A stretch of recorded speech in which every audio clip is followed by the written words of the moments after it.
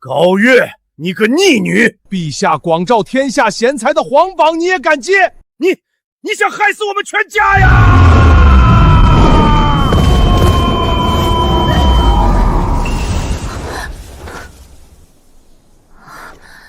我不是刚做了个局，泡了洋鬼子好几个亿，正在庆功吗？这给我整哪儿来了？逆女，你还嫌不够丢人吗？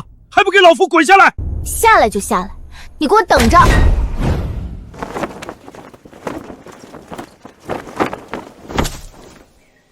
老邓，你嚷嚷什么？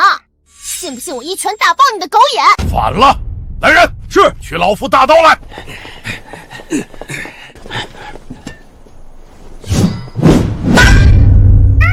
家伙是真的，衣服也是真的。对啊，我刚才不也是不知道怎么就飞下来了？哎呀，这可是皇榜啊！这皇榜怎么会在这儿？快看，这就是我大前第一位女状元沈婉容，她就是有大前第一才子之称的宋青州。让开，都让开！青州，你赶紧告诉他们，我们俩才是天造地设的一对。你赶紧说嘛！高月，你无才无德，你和婉容相比，简直就是云泥之别。不，你就不配和婉容相比。婉容，唯有你才有资格接下皇榜，替陛下分忧。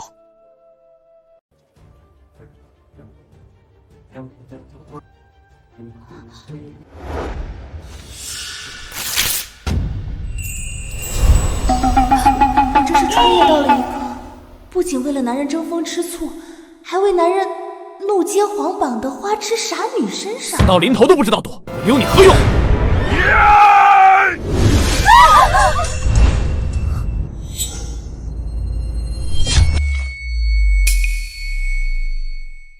虎毒还不食子呢！你就这么一个女儿，你怎么下得去手？你要是想杀她，就先杀了我！你把我们娘俩都杀了，让你当一辈子官夫！这便宜老爹之所以被气成这样，是因为接皇榜者虽然不论男女，但必须有经世之才、治国之道。如果沽名钓誉，就得重罪严惩。可这原主却是个整天只知道热脸贴男人冷屁股的花痴。夫人，你给我让开！你还不知道你女儿是个什么德行，她竟敢叫她亲生父亲老登！父亲大人，其实孩儿接下皇榜，并非冲动之举，孩儿是想建功立业，重塑我高家百年荣光。哼，你忘了你前年你一手1片2片3、4片4片5片6、7片，令我高家成为长安笑谈。意外，纯属意外。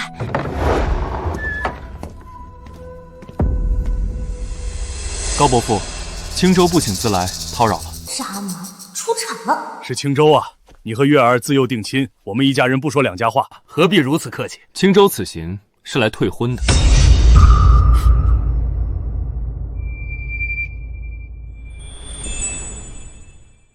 宋青州，你简直混账！你与我家女儿乃是从小定的娃娃亲，如今大婚在即，岂能说退就退？你宋家此举，我定国公府脸面何在？伯父，令爱虽有美貌，但却无才无德，如今又私接皇榜，闯下大祸，实在不堪为我宋家之父啊！你，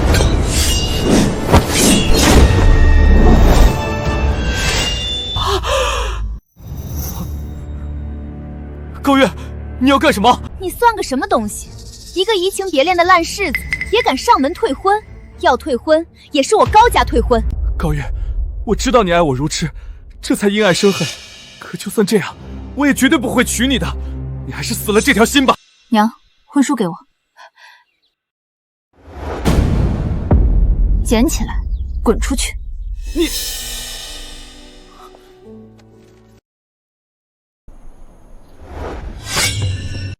元儿，你不是从小就喜欢他，恨不得天天跟他屁股后面吗？今天怎么就……以前我们高家鼎盛之时，他们宋家上赶着求亲，如今新帝登基，权力更迭，定国公府没落，他们又不顾两家交情，迫不及待的退婚。这样的人，我才不嫁呢！娘，我想通了，女人当以事业为重。从今天开始，我将以重塑高家百年荣光为己任。宋家这笔账老夫自然会算。可你私结皇榜这事，老夫现在就要算。走，随我向陛下请罪。轻点儿，别拧坏了。就你还以重塑高家荣光为己任，别闯祸，别连累家人，你爹我就烧高香了。轻点，我能走。定国公这孙女儿，除了跟在宋家小子屁股后面转之外，什么也不会，还敢接皇榜。定国公府这次算是完了。微臣拜见陛下。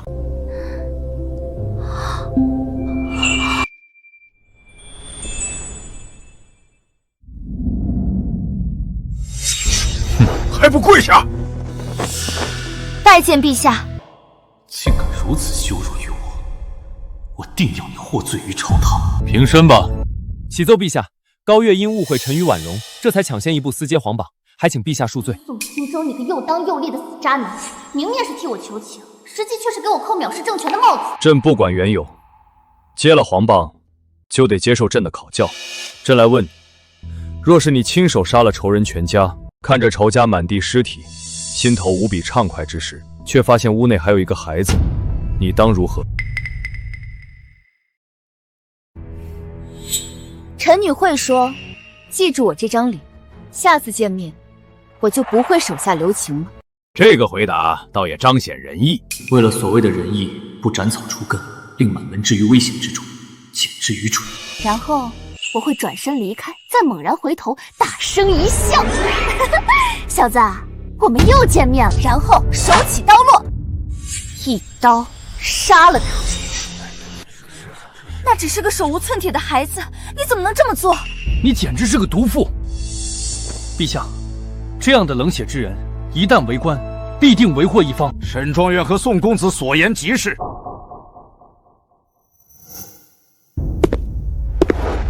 我大前男儿的刀只斩敌寇，不杀老幼，连一个小孩都不放过，简直残暴。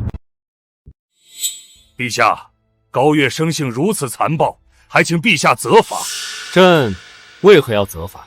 破路将军王忠，我爷爷的死对头啊！王老将军说的对，我的大刀确实不斩老幼，但我还有一把小刀啊。巧言如簧，也难掩你残暴本性。沈庄园高风亮节，但我高月只是一介弱女，做不到放过他，令家人在10几年的不安中度过。你怎知10几年后他会报仇？按陛下所设，那小男孩的爹当年要是懂得斩草要除根的道理，又哪来今日的灭门之祸？这是他爹教我的道理，所以我宁可愧疚一辈子，也不愿意担惊受怕一辈子。其实先前的转身再回头只是一句玩笑话，我会给他一些银子，再一把拍在他的肩膀上，然后似有玩味地说一句：我高月的大刀不斩老幼。我明面上放他离去，实则暗中窥探，看他是否投奔亲友或被人接走，然后顺藤摸瓜，一并除掉。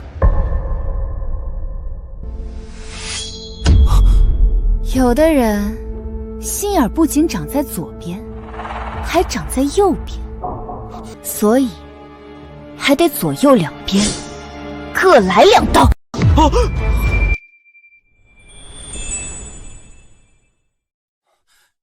陛下，高家百年将门，却生出这么一个阴险歹毒之女，还请陛下从重责罚。我只是在讲斩草除根的道理而已，你为什么这么害怕？难道你和我高家有仇，害怕被我斩草除根？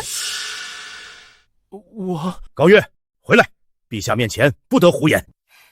陛下，老臣以为高侍郎之女高月所言也不无道理，既是大仇，又何来老幼之分？你的回答，朕很满意。这第一个问题，只是朕的小小考验。想要在朕的身边做官，可没这么简单。还请陛下赐题。此题不仅高月可以回答，众爱卿皆可作答。若是叫朕满意，朕无有不允。谢陛下。你是江南贫瘠之地的县令，有一茶商看中一处荒山，想要承包种茶，但他要求必须开荒之后才肯承包。可官府库银空虚，百姓懒惰，开荒之事又迫在眉睫。朕已出题，谁来作答？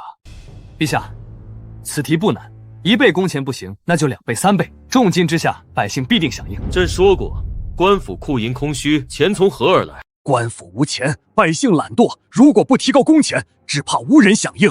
陛下，此题无解啊！偌大的国家，比这更难的政事比比皆是，难道就因为看似无解就不解决了？末将不敢。沈爱卿，你乃本朝第一位女状元，你来作答。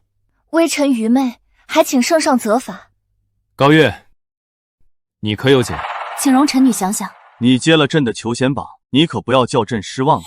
陛下，臣女有办法，可如果想都不想就说出办法，岂不是显得我大前的第一才子和第一位女状元太过无能？这有仇必报的性子倒是不错，只希望你真是朕要找的人吧。高月，说出你的办法。简单，臣女的方法名为谢侯局，专治懒惰却贪婪之人。说的简单，看你有什么好计。我若是县令，我会先以3倍甚至5倍的价格雇几名百姓来开荒。本将军还以为是什么好计，原来就这。库银空虚，哪来的钱？人性贪婪，消极怠工，事倍功半啊！我还没说完，你们急什么？这么想表现？刚才陛下让你们说的时候，咱们全哑巴。你们3个今天的话有点多了。微臣有罪。说啊，你们说啊，还说不说了？百姓上山开荒之后，我会再巡一夜，在山上埋些金子。只要有人挖出金子，消息就会迅速扩散，然后就是越来越多的百姓去挖金子。要不了多久，整座荒山就都会被他们开荒成功。库银空虚，哪来这么多金子？就算开荒成功，也花销巨大，不算什么好计。朕说过，不许打扰。你们当朕的话是耳旁风吗？微臣有罪。我不仅可以一文不花，还可以大赚一笔。那些所谓的金子，并不是真金，而是金箔裹铜的假金。百姓挖走所有假金之后，荒山也全部开荒。到了那时候，我就布告全县，荒山是茶商承包，金子是茶商所有，必须归还。如果不还，就是非法占有他人财产罪，要坐牢1月，外加50大板。百姓即便知道是假金，也只有哑巴吃黄连。到了那个时候，我又会说，陛下念百姓不义，特法外施恩，只要罚银2两，就免于罪责。宋大才子，如果你是百姓，是愿意交2两罚银，还是挨打坐牢啊？50大板，不死也得废。我自然是砸锅卖铁，也愿交2两罚银。陛下，这头猪都知道怎么选择，百姓怎能不知我是不是一文不花还大赚一笔？不仅如此，百姓还得一边交钱，一边高呼皇恩浩荡。虽然成功开荒也大赚一笔，可怎能待百姓如此怠惰？是啊，为官者当为百姓父母，虎毒还不食子呢。这高家丫头竟比老虎还毒。高月如此歹毒，还请陛下治罪。臣附议。臣附议。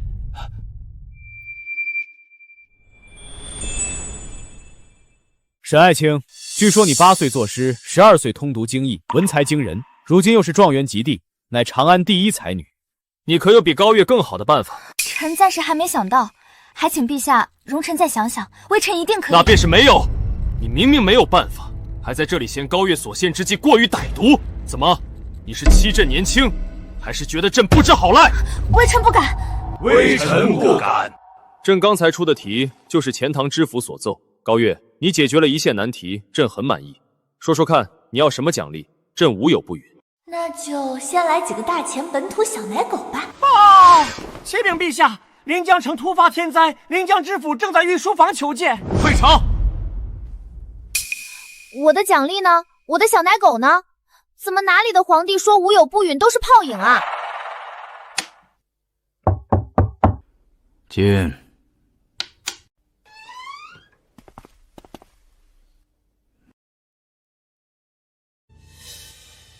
父亲，朝堂之事，想必你已听说了吧？你有没有觉得月儿这丫头和以前不一样了？坐吧。她以前是在藏拙，你真以为我高天龙的亲孙女儿是个只会跟在男人屁股后头转的女人？她的计谋虽毒，但有奇效，也契合乱世当用重点的道理。这丫头连我都骗了，骗你还不简单？老子服你大半辈子，你却还只是个3品侍郎。你什么你？当今陛下用人不拘泥于男女之别，月儿今后的成就，一定比你强。行了，因为江宁天灾之事，陛下今晚必定召见你和宋家父子。切记，一定要带上月儿。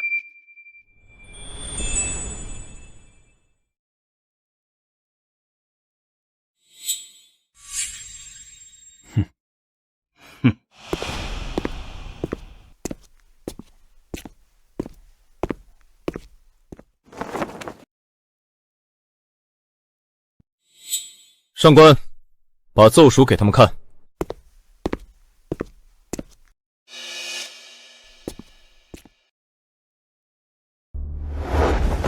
陛下，临江和清水两地突发水灾，粮商趁机哄抬粮价，这是在发国难财呀！陛下，朝廷必须立刻发文赈灾救济，否则恐生事端啊！这就是朕深夜急召你们入宫的原因。如今国库空虚，拿不出多少银子来赈灾。朕要你们想办法，在最短的时间内恢复粮价。沈婉容，你是我大前第一女状元，先帝很是欣赏你的治国策论，朕决定派你去赈灾济民。臣领旨。高月，你今天在朝堂上的表现，朕很满意，你也去。朕的手里有2道没有写你们名字的圣旨。一道去清水县当监察御史，总领赈灾事宜；一道去临江县当监察御史，总领赈灾事宜。你们谁去清水，谁去临江？去清水县，那边民风相对单纯，粮商好打压。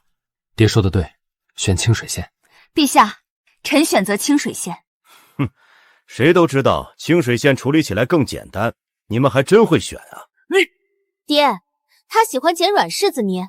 我就明知偏有虎，偏向虎山行好了。你好了，就这么决定了。你2人明早就出发。臣告退。臣告退。高月留下。今日朝会，朕说过要给你奖励，无有不允，朕不会食言。说吧，你要什么奖励？陛下，我要一个拥有8块腹肌的大钱小奶狗。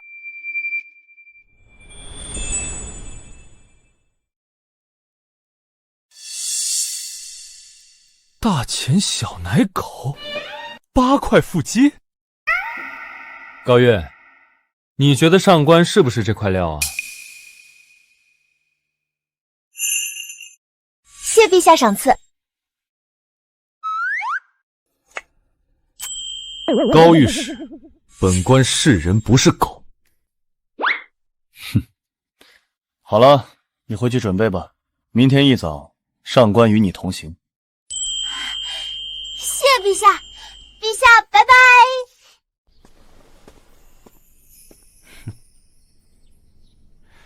朝朕摆个手，就算是拜拜了。上官，你认为这件差事，他们俩谁会办得更好？沈婉容乃当世才女，熟读史书策论，深谙治国之道。高月虽有些小聪明，但治国治世可不是小聪明就可以的。朕却不这么认为。可他高月到底是不是朕要找的人，还得看这件差事办得如何。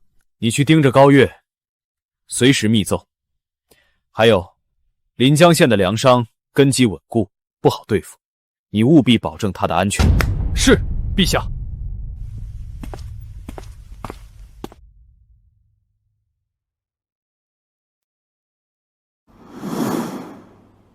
婉容，陛下派5名金甲禁军保护你，足以见得你才是陛下最看重的人。陛下之所以在朝堂上对他高月另眼相看，不过是看他爷爷高老国公的面上而已。婉容，你就别生气了。就送到这里吧，我一定不负皇恩，一定。拜见大统领！拜见大统领！拜见大统领！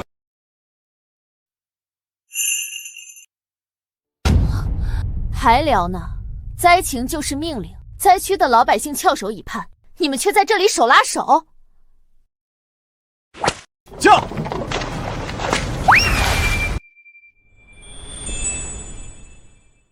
你这就是典型的因爱生恨，你越是这样，我越讨厌你。婉容，他就是见不得我对你好，你不用和他一般见识。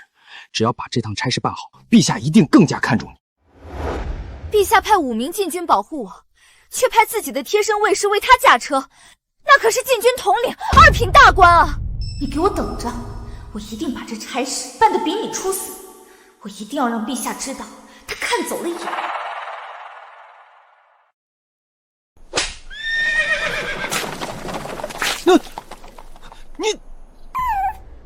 你不是故意的。朝廷派来的监察御史怎么还不到啊？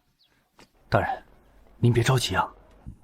粮价飞涨，前赵、韩、林4大粮商全部阳奉阴违，把粮价从40文一斗涨到100文一斗，百姓民不聊生，本官如何不急？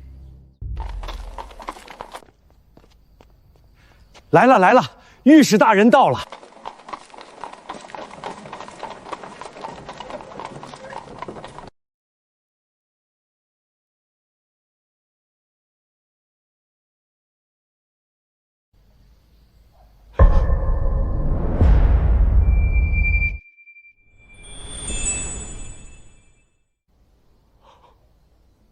雨的。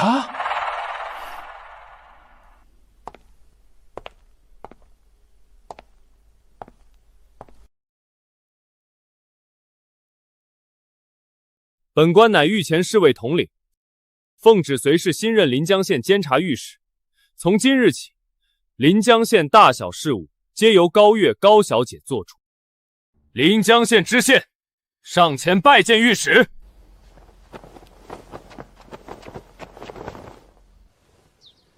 下官杜江拜见御史大人，拜见上官大人。不必多礼，进去说吧。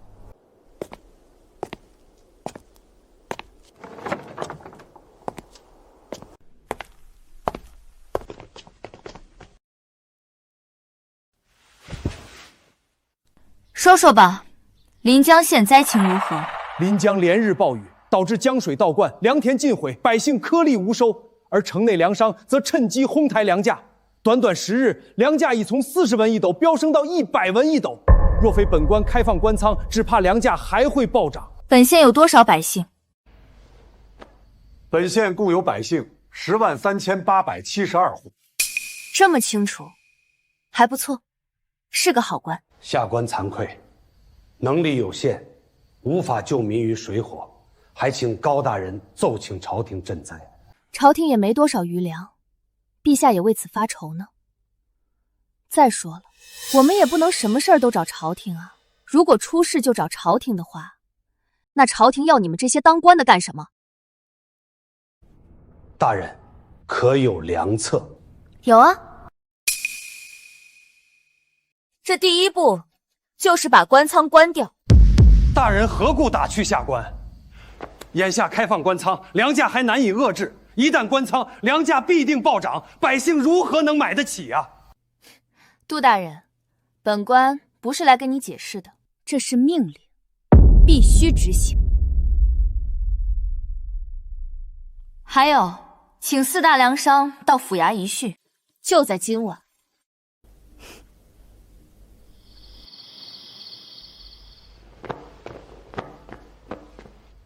草民拜见高大人。好歹也是一方富商，怎么穿得如此落魄？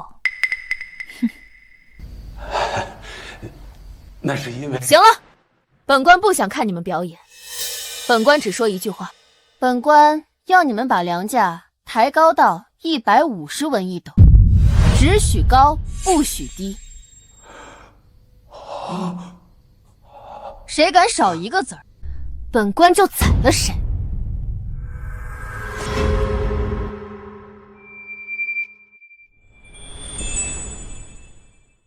什么？150文一斗？谁让你插话的？给我闭嘴！你也不许说话。大人，您说的是真的？大人莫不是拿我等看耍吧？本官虽是女子，却是陛下亲封的钦差御史，怎会言而无信？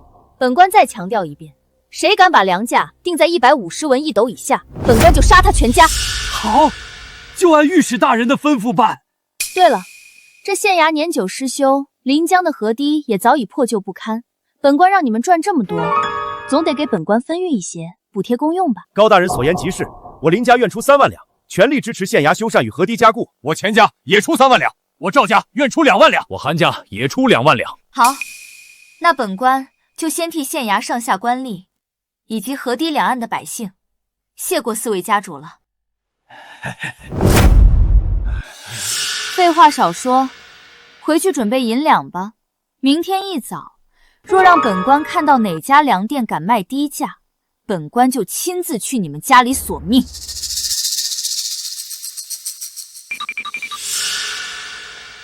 高大人，万万不可呀！150文1斗的粮价，百姓们根本活不起呀！100文1斗，百姓就活得下去了？既然都是活不起，那便没什么区别。你只需记住一点：7日之内，若粮价不能恢复到灾前水平，本官就把你杜大人还有你上官大人一起吊死在城头示众。我为什么不是把你自己吊死在城头？本小姐的命金贵着呢。本官乏了，绿萝，扶我回房休息。是，小姐。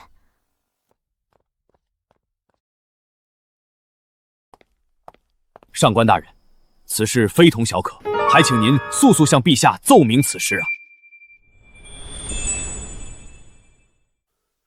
临行之前，陛下有令，本官只负责保护高大人的安全，临江县大小事务皆由高大人全权处置，本官不便干涉。你怎能如此不管不顾？来人啊！杜大人，那位高大人到底说了什么，让您如此动气？什么高大人？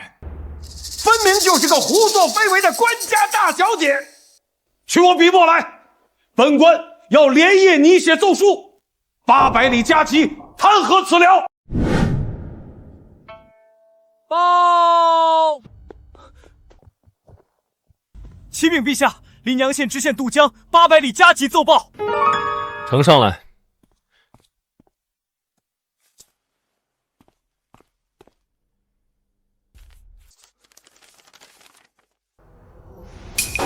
大胆！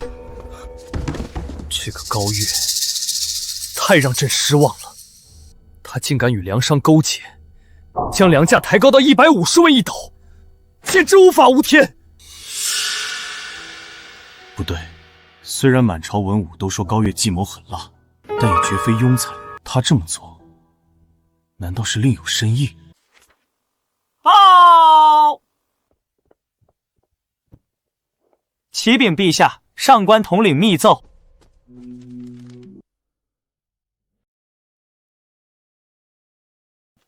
启奏陛下，高月虽向临江4大粮商索贿，又令其抬高粮价，但依臣愚见，高月此举必有深意，请陛下宽限他7日时间，看其能否将粮价降至灾前水平，再做定断。好，朕便信他一次，给他7日时间。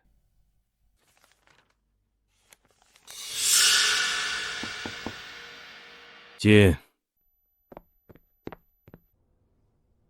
爹，不好了，出大事了！老夫知道，不就是月儿在临江抬高粮价，还公然向粮商索贿吗？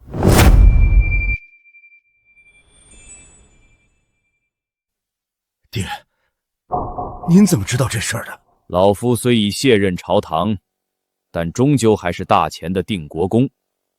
老夫想知道的是，难道还需要你来传达？要是什么事儿都等你禀报，黄花菜都凉透了。既然您早就知道了，怎么一点都不着急呀？着急有什么用？老夫相信自己的亲孙女儿，绝不会胡作非为。就算她这件差事办得不好，老夫拼上这一身功劳，也能保她周全。不是老夫说你，你这爹是怎么当的？连自己的女儿都信不过。行了，下去吧，老夫看你就心烦。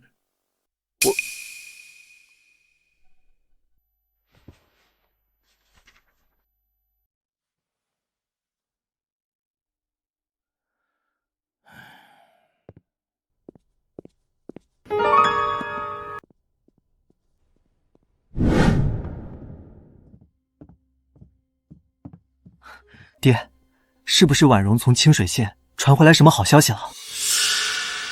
不是婉容，是高月那边传来了坏消息。不过对我们宋家来说，这就是天大的好消息。什么好消息？高月到了临江之后，不仅向当地粮商索贿，还命令他们把粮价抬高到150文一斗。你说，这对我们来说算不算绝好的消息？还好我退婚退得早，我就说他无才无德，果然没说错。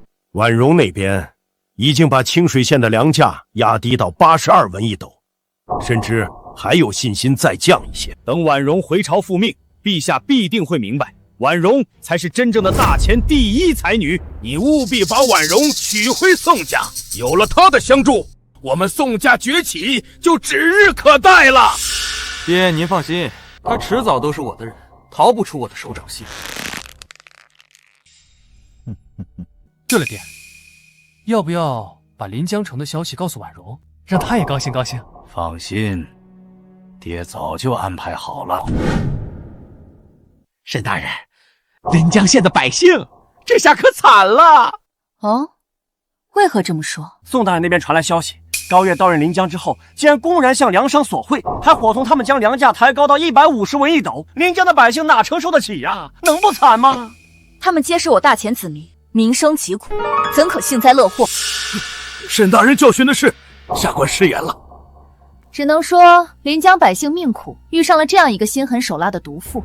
等本官回朝复命之后，再亲自去临江，替他收拾这烂摊子吧。沈大人高风亮节，心怀百姓，不愧是我大钱第一才女。你去告诉清水县的粮商，粮价再降8文，他们以45文一斗收购，74文一斗出售，依旧有不小的利润。若是不给本官这个面子，本官便以哄抬粮价之罪拿他们问罪。是，下官这就去办。高月，你这种无才无德的毒妇也配跟我争？宋清州是我的，陛下的青睐也是我的，你什么也得不到。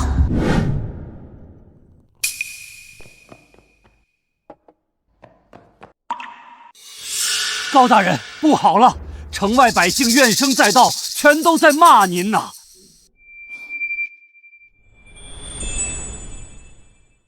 高大人，都这时候了，您怎么还能笑得出口？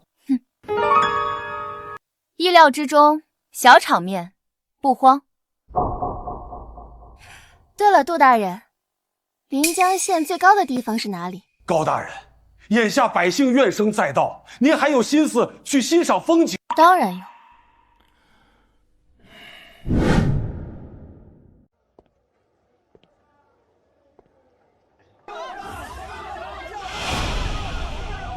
凭什么不是沈庄园来我们临江，偏偏是这个高毒妇来祸害我们？陛下呀，陛下，你这是看走眼了呀！姓高的，你这般祸害百姓，就不怕遭天打雷劈得报应吗？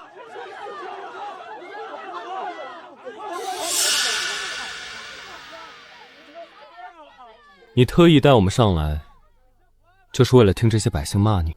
这些刁民懂什么？他们根本不懂我家小姐的良苦用心，我懒得和他们计较。你们看那里，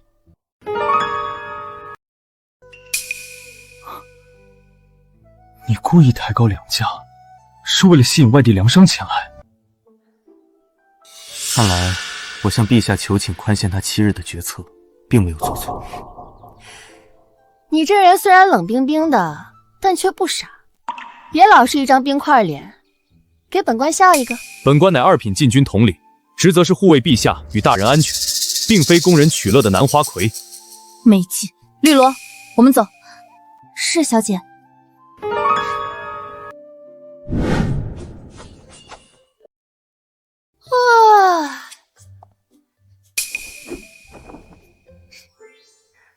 还不错哦，毕竟是小姐的御赐小奶狗，自然不能差了。高大人啊，你怎么还有心思在这里欣赏武刀呢？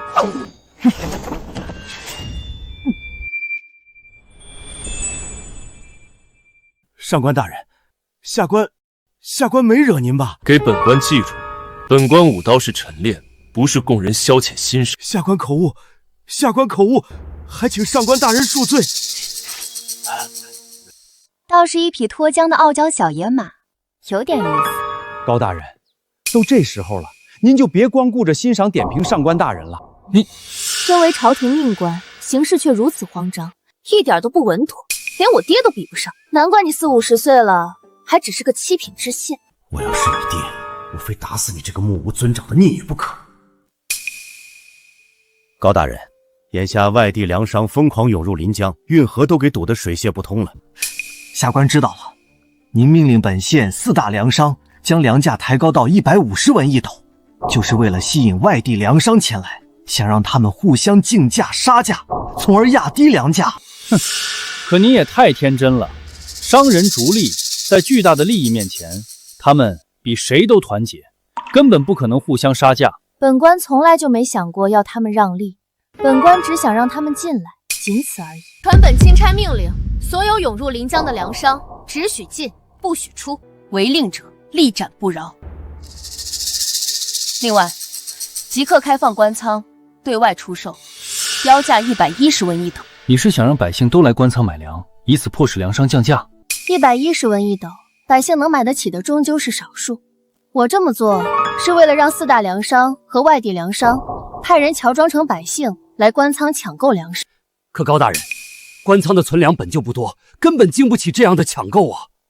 你今晚就派人用空粮袋去城外挖泥沙，装满后封好，白天则在官道上安排人手，装作朝廷的赈灾粮，源源不断运进县衙的样子，务必做得逼真。然后你再用之前从4大粮商那里收来的银两，去他们的粮店买粮食，再以90文一斗的价格在官仓对外出售。高大人高见，杜某万分佩服。杜某为之前的不敬与质疑，向高大人赔罪。我就不信了，他们还能眼睁睁看着自己的粮食全部烂在这临江城里。看来这高月还真是陛下一直在找的那个人。完了！杜大人，你又怎么了？高大人，昨天粮价不是又飙升到180文一斗了吗？而且我见真的有人进县衙修缮，就再次向陛下上书参奏了您，而且用词还很是激烈。杜大人，您怎么这么冲动？您就不能多相信我家小姐一点吗？这算不上什么大事，本官稍后写一封密奏呈给陛下，便可将此事解释清楚。不用，就让宋家那对渣男父子把沈婉容那个绿茶捧上天去吧。哼，我要他们摔得粉身碎骨。都排好队。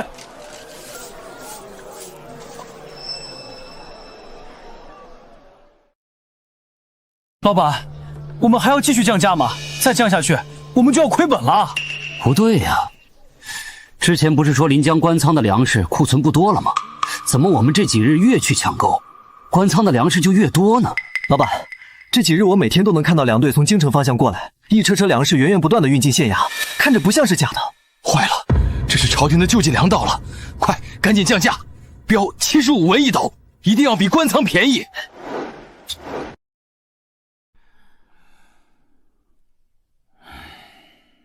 林老，那些外地粮商根本不听我们招呼，现在已经把粮价降到45文一斗了。何止啊，甚至还有些外地粮商标价43文一斗，照这个势头下去，极有可能降到灾前的40文一斗啊！我们的粮食再卖不出去，就要全部烂在手里了。林老，您一直是我们4大家的主心骨，事到如今，您赶紧拿个主意，救救我们啊！这个高月实在是太狠毒了。他先是引诱我们抬高粮价，借此吸引外地粮商蜂拥而来，然后再关门打狗，断我们的后路，简直就是个毒妇。林老，话可不能这么说，我们可不是狗啊！你，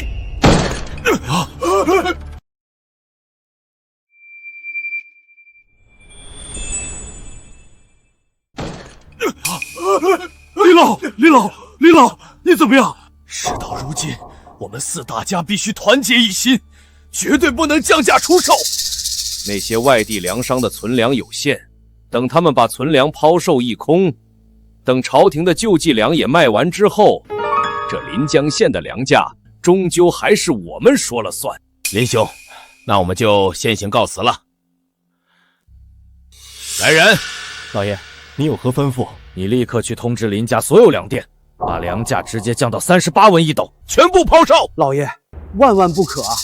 我们的陈粮收购价都要45文一斗，水灾后从外地紧急采购的粮食成本更是高达60文一斗，降到38文，我们就亏大了。亏一半，总比让粮食全部烂在手里血本无归好。废话少说，快去办！多保重啊，告辞。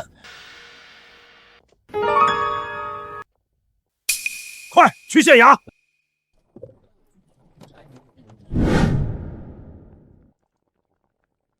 高大人，饶命啊！高大人，求您饶命啊！高大人，高大人，求您饶了我钱家吧！求您开恩啊！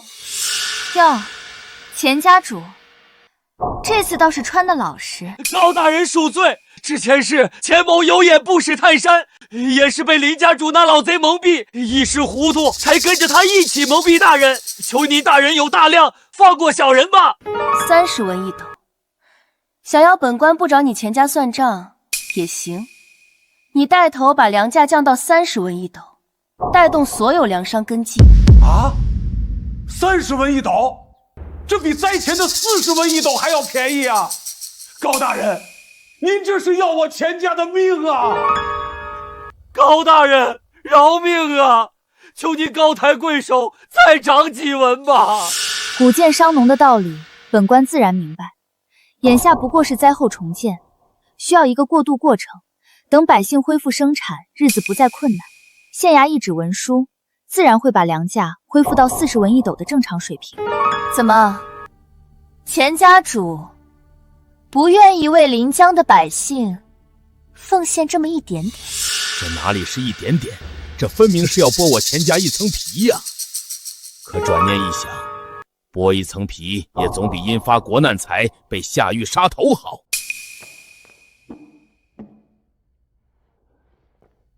草民愿意。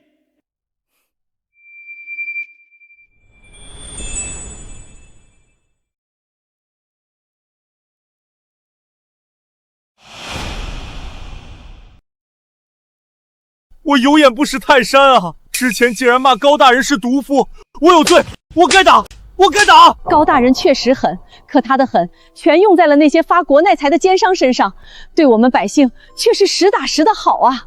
陛下，你慧眼识英雄啊！高大小姐一心为民，是我们大钱的真国士，是我们百姓的救星啊！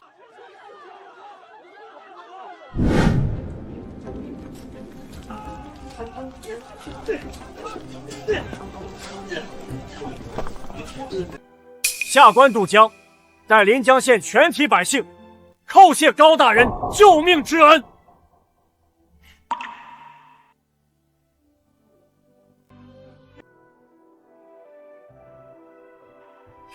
杜大人请起，不必多礼。本官看得出来，杜大人也是个好官。之前都是误会，我不怪你。下官虽然不如高大人聪慧多才，但往后必定以大人为榜样，一心为民，绝不辜负百姓与陛下的信任。临江的事差不多了，收拾东西，我们回长安。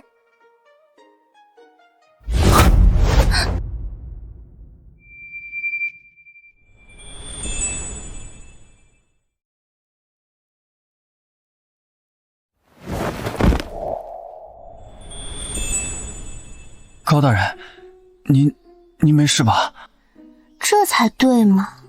我的御赐小奶狗总算是进入状态了。你休要胡言！真是不经夸，扫兴。绿萝，我们走。好的，小姐。以前看他这般跳脱不羁，怎么看怎么不顺眼，现在却是怎么看怎么顺眼。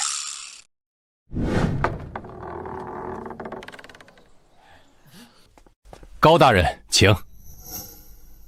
这是你们安排的？绝对不是我们安排的，是百姓得知高大人今早要回长安，自发前来送行的。高大人，百姓们为了能见您一面，有的天不亮就来这里等候了，您还是和他们说几句话吧。好啊，我这就把他们赶走，免得挡了我的路。赶走？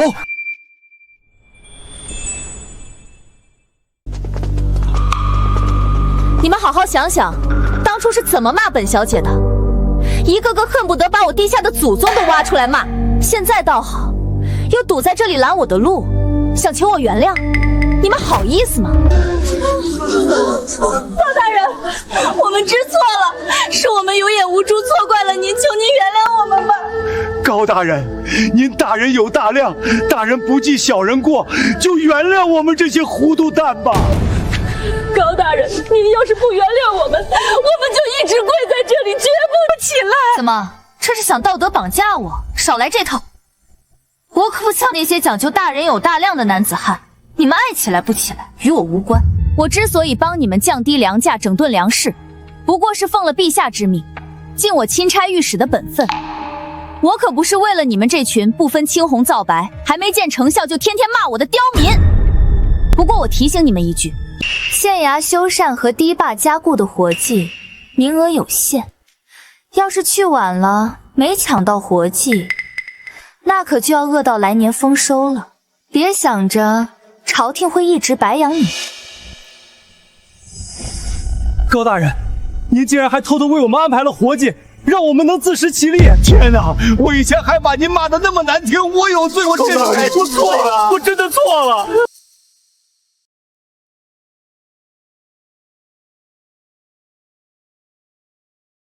小妹妹，告诉姐姐，你以前骂过我没有啊？没有，我妈说姐姐是好人，不让我骂姐姐。你娘不错，你也很乖。黎罗，把我临走前我娘给我的那些糖果拿一些给这小妹妹。是，小姐。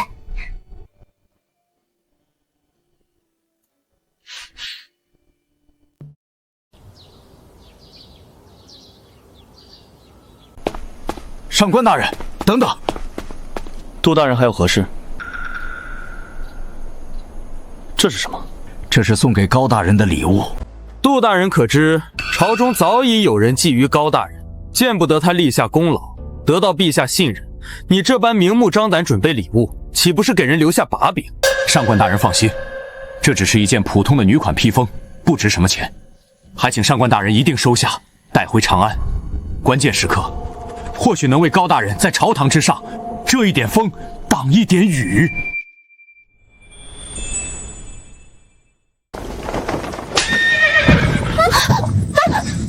上官俊，你急什么急？赶着回去投胎嘛！高大人，杜大人第二次参奏你的加急奏诏，恐怕早已送到陛下手中，甚至消息也已传到了宋家父子的耳朵里。若是让沈婉容抢了先，他必定会联合宋家父子还有王忠等人，一同在陛下面前施压，对你不利。停下！你给我停下！你就一点都不着急吗？不着急，我们正好一边走马一边观花，好好歇歇。高大人，你到底是怎么想的？关乎你的名声乃至性命，岂能如此儿戏？急什么？让子弹再飞一会儿吧。子弹？什么是子弹？跟你说了你也不懂，懒得和你解释，你听我的就行。你给我记住了，在没踏进长安城门之前，你依然是我的御赐小奶狗，依然得听我这个钦差御史的吩咐。不对，不管什么时候，你永远都是我的御赐小奶狗。你随你。小姐，这样慢下来确实不颠了，可我们回去晚了，真的没关系吗？怕什么？反正是公费出差，难得出来一趟，我们必须吃遍沿途美食，看遍沿途风景，养足精神，再回去收拾那些渣男和绿茶。小姐，你说的绿茶指的是人吗？哼，是人也不是人吧。沈状元真是厉害，短短7日时间就将清水县的粮价从100文一斗降至74文一斗，真是大才呀！而且沈状元全程没动用什么强硬手段，既稳住了粮食，又没失了朝廷脸面，不愧是我大前第一女状元。张大人过誉了，刘大人也过誉了，这都是下官分内之事，不值一提。高月，这一次我看你还怎么和我争！我要让你彻底跌进泥潭，永无翻身之日。陛下驾到！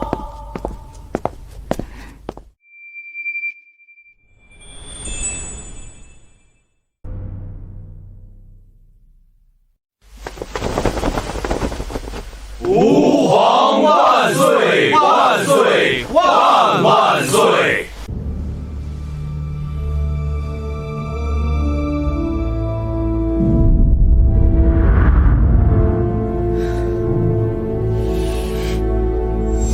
启奏陛下，御史高岳到任临江后，公然向当地粮商索贿，勾结粮商哄抬粮价，致使临江百姓民不聊生，怨声载道，还请陛下明鉴，严惩高岳。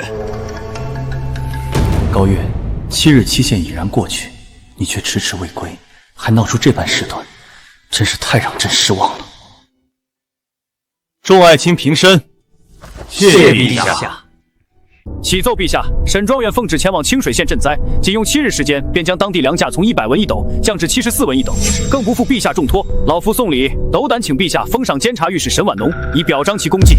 陛下，商人重利，趁灾荒发国难财，本是常事，难以管控。但沈状元仅凭一己之力，7日之内便稳定清水县粮食，安抚百姓，此等才干与手段，令人叹服。末将也斗胆请陛下立沈状元为天下官员典范，号召各地官员向其学习。臣附议。高岳呀，高岳，你到底在干什么？怎么还不回长安？再晚就来不及了。高岳到底有什么好的？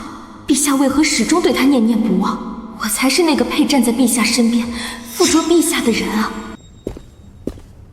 陛下，清水县与临江县相距不过几十里地，沈状元已然办完差事，如期回朝复命。想来高岳也应该快回来了吧？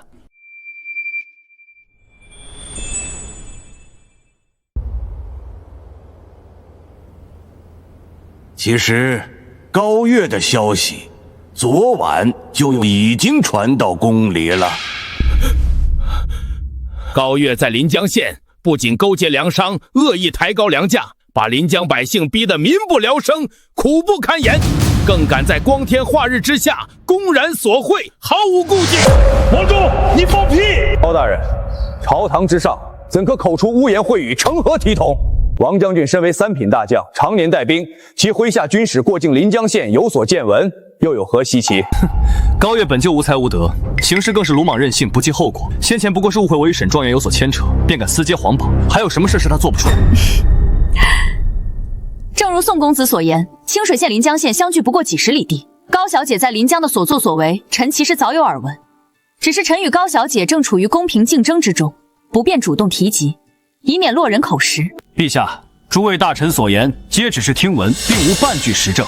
臣以为不如等高岳姑娘与上官统领回宫之后，当面对质，再做决断也不迟。陛下，臣知道您老与高老国公似有交情，私交甚厚，可也不能这般不分青红皂白，一味偏帮高家吧？臣一个人听说，可以说是道听途说，不足为信。可如今这么多大臣都有所听闻，难道天下人都是瞎子，都是聋子，都在故意污蔑高岳不成？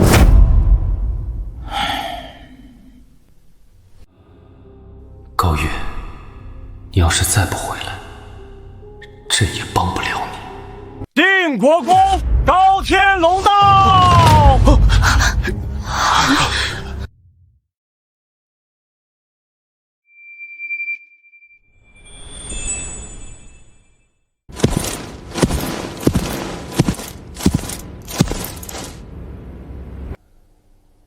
老臣高天龙拜见陛下。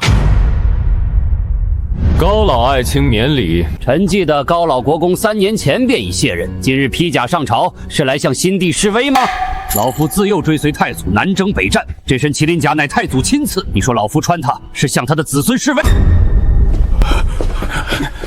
你见本国公不该自称末将吗？是，末将见过高老国公。根据本朝礼制，卸任勋贵未经召见不得入朝。礼部尚书，若你非要讲礼制，本国公便请出太祖所赐刻有如朕亲临，可先斩后奏的大刀与你理论。下官不敢，下官知错。高岳有个好爷爷又怎样？在陛下面前比的是才华。想必高老国公前来只是为了拖延时间。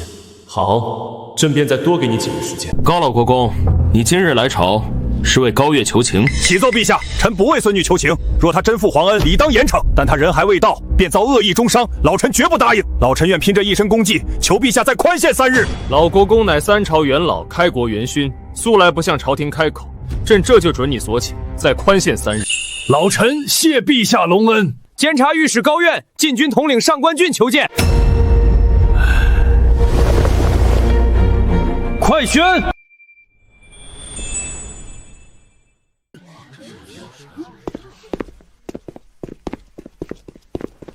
臣。爷爷，好帅啊！简直帅得我想当场为您吟诗一首。您这是要出山当元帅吗？要打谁，我给您当军师，保证把对面元帅坑得哭着来求您。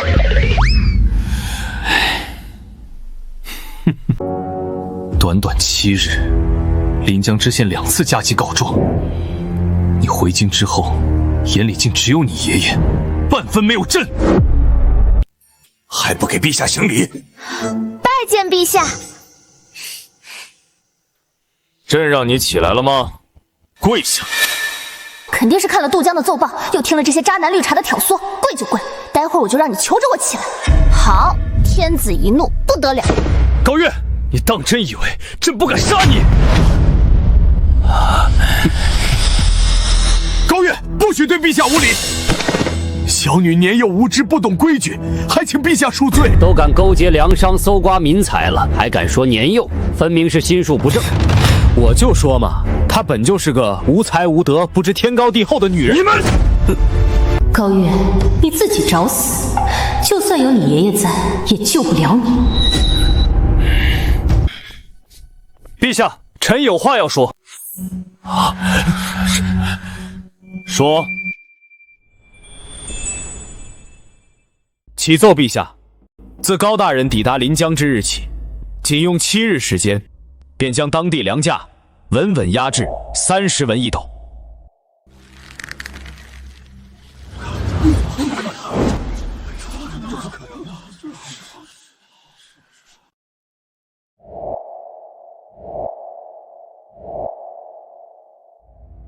既然如此，那临江知县杜江为何要2次加急参奏高月，说他勾结粮商搜刮民财？什么？陛下早就收到临江知县的加急参奏了，那陛下为何？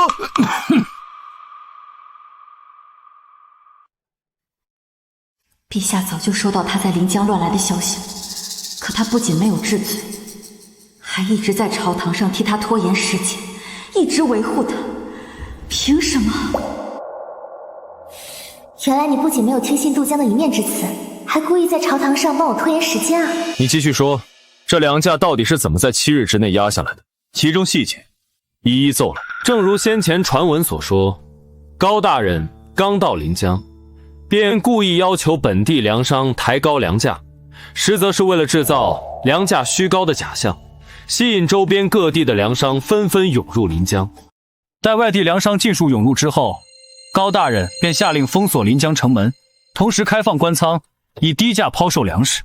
外地粮商为了避免粮食腐烂、血本无归，只能竞相降价。然后，本地粮商见外地粮商降价，担心自己的粮食卖不出去，也只能跟着降价，以此抢占市场。好计，真是好计呀！别跪着了，起来说话吧。谢陛下。陛下，这不对呀！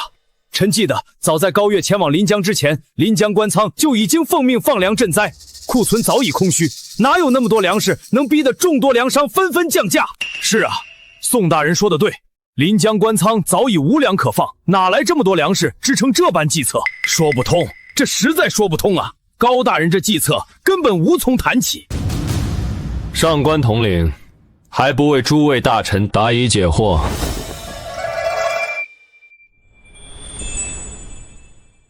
首先，高大人连夜命人用粮袋状填满泥沙，待到白日便装作朝廷运粮队，在临江县衙门口公开卸货，故意制造官粮充足的假象。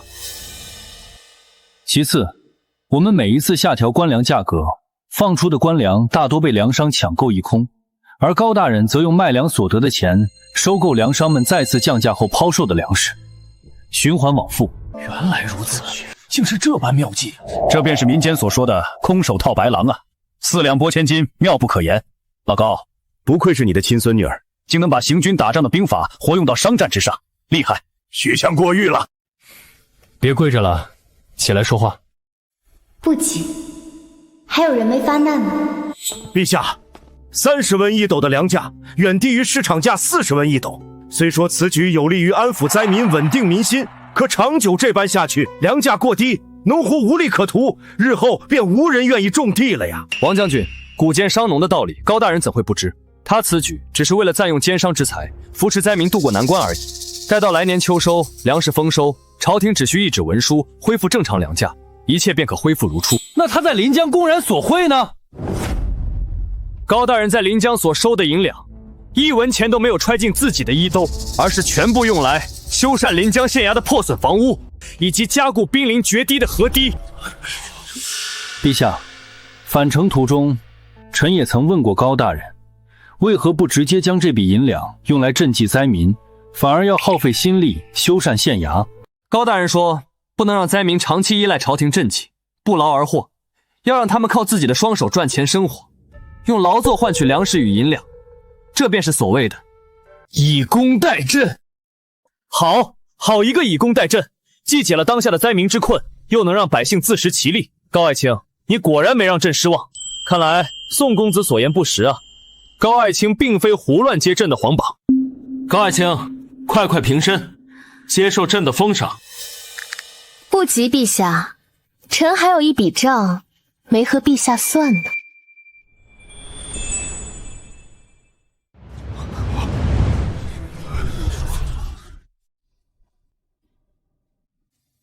还敢找陛下算账？高月，你也太看得起自己了。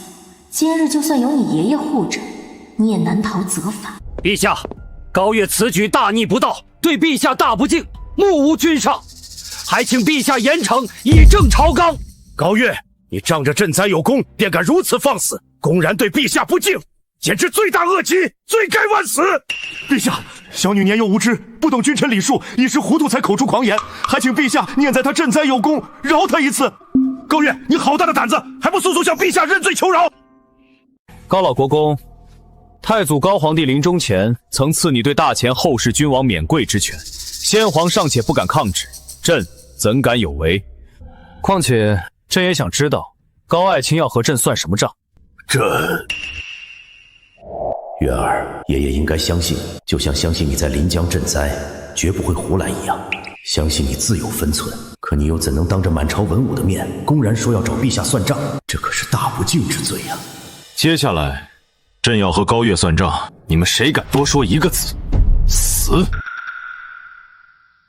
我就不信了，你这般放肆，今日还能活着走出这皇宫大殿？高月，现在殿内只有你我2人可以说话，说说看，你要和朕算什么账？谢陛下。你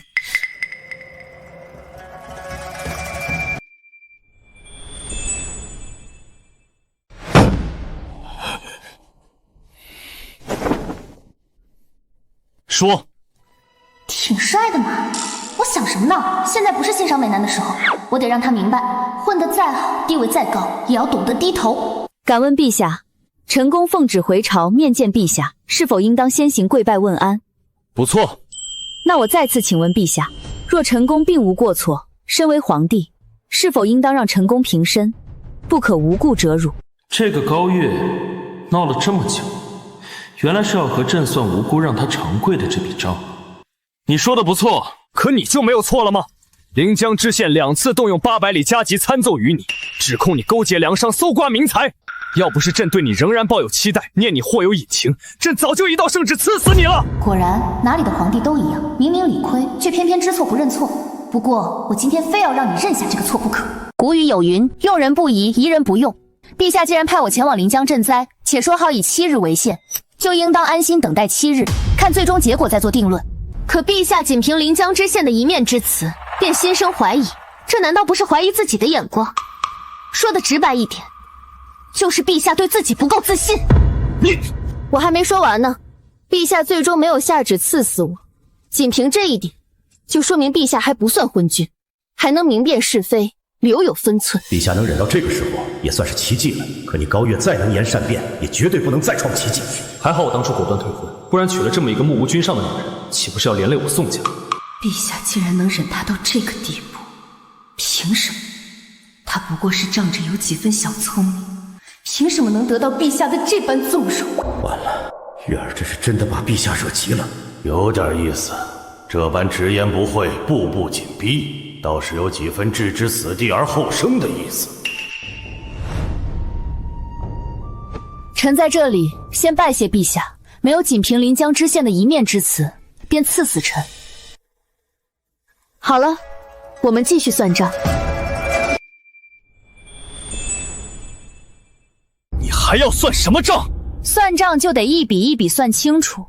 陛下没有仅凭参奏就杀我，我刚才拜谢皇恩，就算是平了这第一笔账，接下来就该算第二笔账，难道不是吗？你有点意思，竟敢这么跟朕叫板，今天朕就陪你算到底。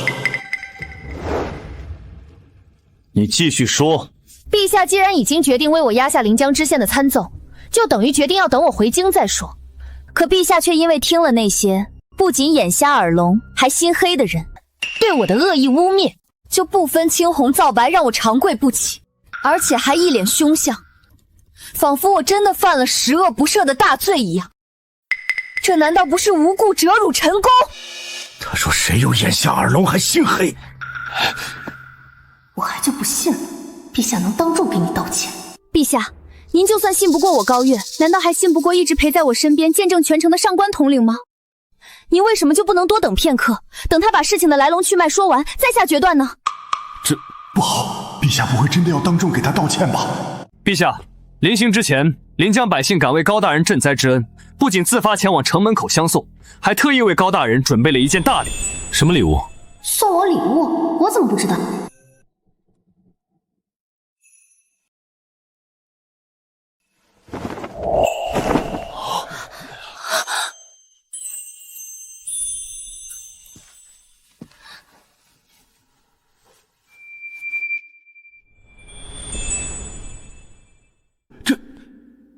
这是万民披风。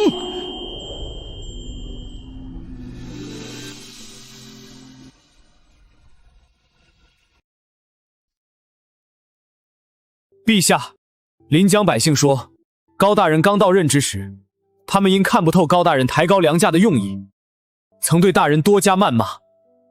后来，他们得知了大人的良苦用意，他们害怕这些言论传到京城，对高大人不利，便在大人临行前夜，连夜赶制了这件披风。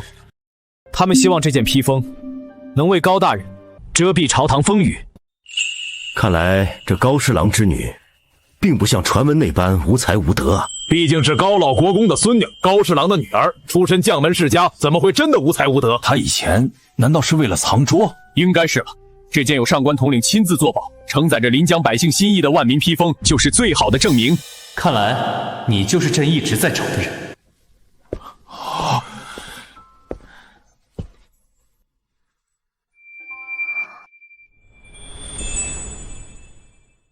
皇帝竟然亲自拉他起来，这哪里是创造奇迹，这分明是创造了天大的奇迹啊！他为了让我回心转意，竟误打误撞地创下这等奇迹。陛下不仅不治他的大不敬之罪，还要亲自拉他起身，凭什么？他不过是运气好，凭什么能得到陛下这等青睐？陛下已经让步至此，说是他敢拒绝陛下的好意，必定会惹恼陛下。高大人，朕已经亲自下来拉你了，你还要端着架子不肯起身吗？你虽然嘴上不肯低头认错，但你主动走下龙椅，脚下的土地已经和我齐平了。这么看来，你不仅长得帅，还有点可爱哦。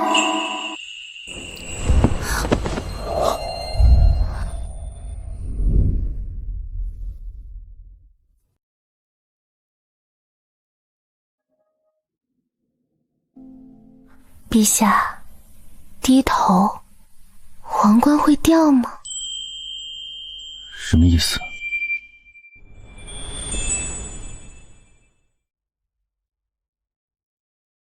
你猜。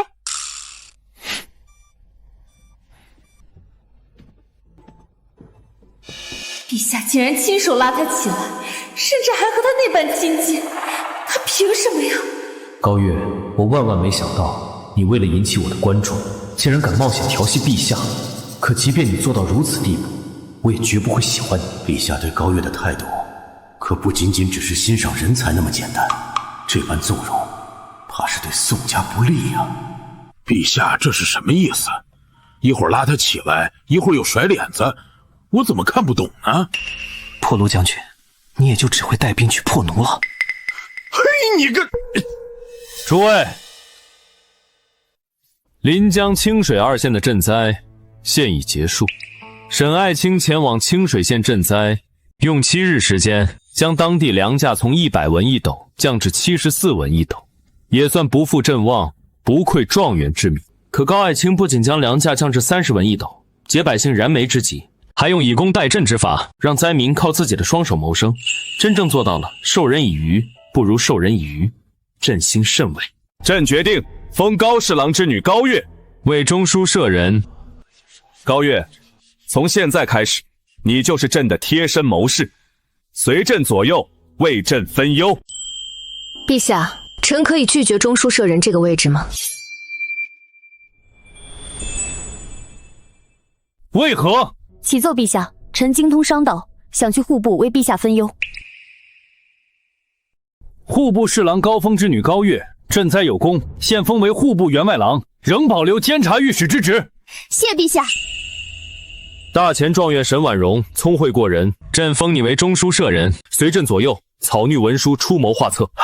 婉容，快谢恩啊！臣沈婉容谢陛下隆恩。退朝。这高冷帝王也有变收起小媳妇的时候，还别说，怪可爱的。给皇帝当小蜜的好事，让给你了，不用谢哦。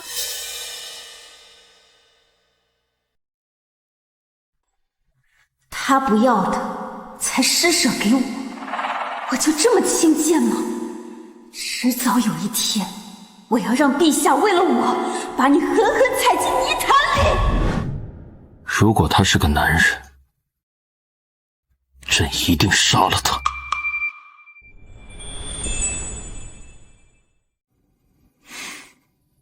因为她是女子，所以你想纳了她，有何不可吗？陛下，臣以为您与高大人不合适。上官俊，不会说话的时候，你就不要多话。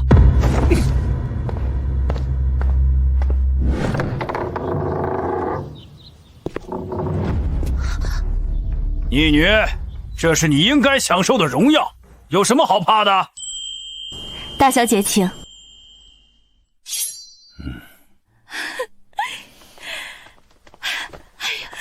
我的好女儿可算出息了，以后在那些贵妇的茶话会上，我终于能扬眉吐气，好好炫耀我的女儿了。这个欢迎仪式是特意安排的，可母亲脸上的扬眉吐气，爷爷和父亲眼底的骄傲，还有下人们眼里的尊敬，却都不是演出来的。这也足以见得，从前的那个高月，真就是一个让家人蒙羞，只会追着男人跑的花痴恋爱呢。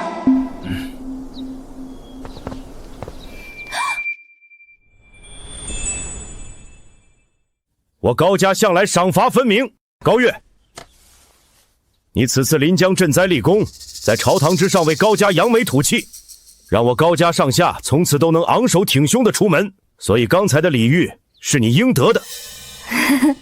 然后呢？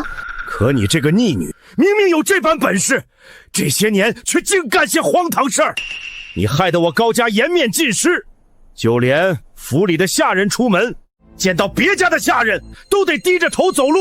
今天你要是不给一个合理的解释，就请你趴在这凳子上受罚吧。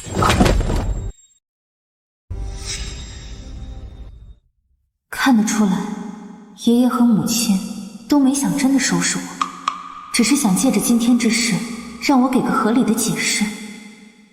也就只有你这个老登一门心思要跟我算旧账，真想给我来个所谓的赏罚分明。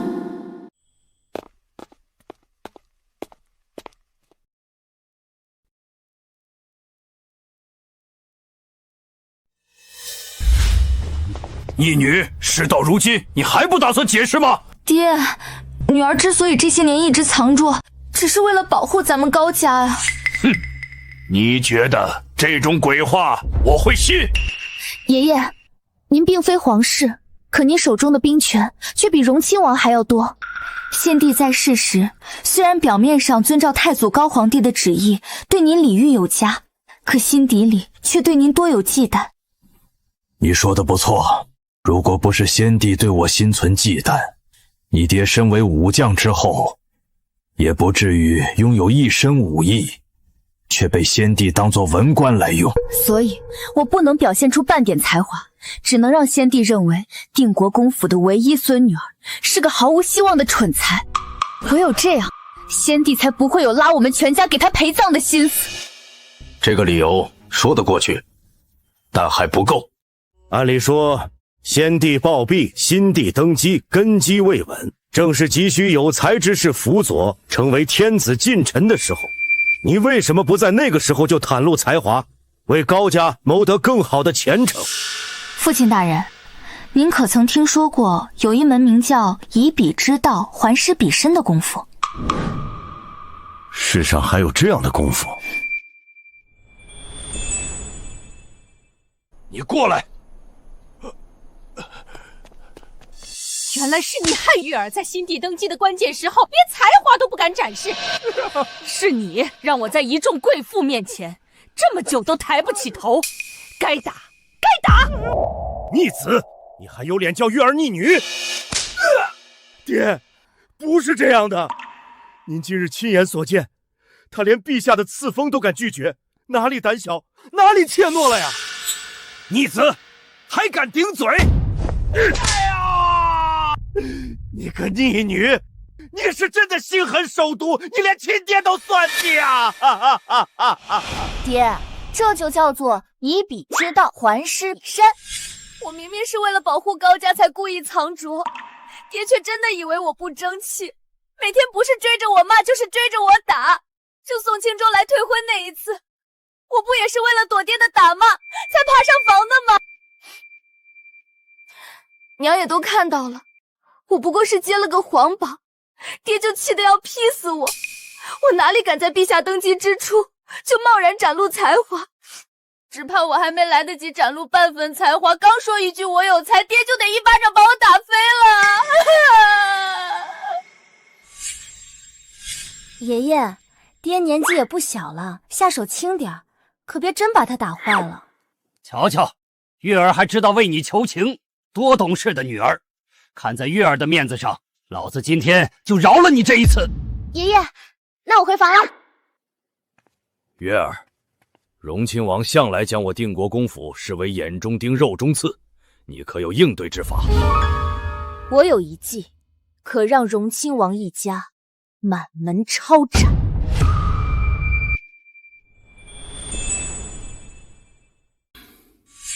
把这逆子扶下去歇息。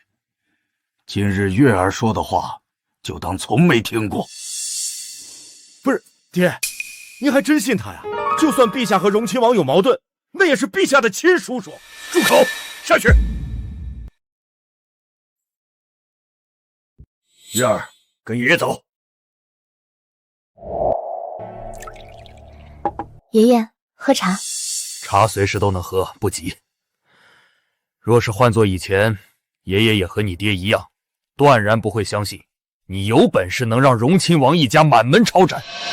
爷爷的意思是，现在相信我啦？相信，但爷爷也想知道，你为何这么恨荣亲王？爷爷清楚，你的计谋虽狠，却从不无故害人，必定是荣亲王哪里招惹了你。爷爷，我当初之所以抢着去接皇榜，其实是荣亲王之子武成故意告诉我，宋清舟要陪着沈婉容去接皇榜。武成以为我只是一个只会追着宋清舟跑的花痴女，觉得只要我敢接皇榜，必定会惹得龙颜大怒。到了那时候，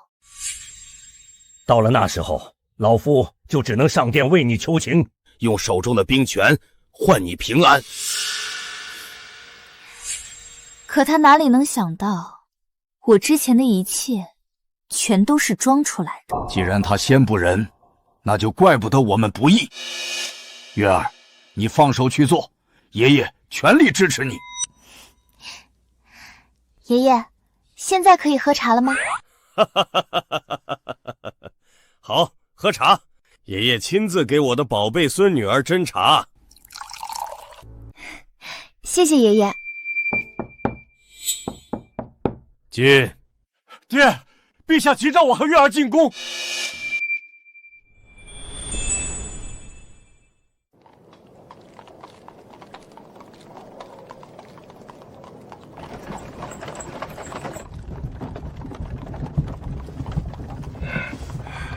你爷爷和你说了什么？爷爷不是特意叮嘱过，让你别多问吗？你，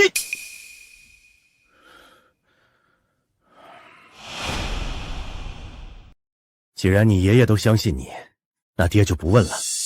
你放手去做，爹也全力支持你。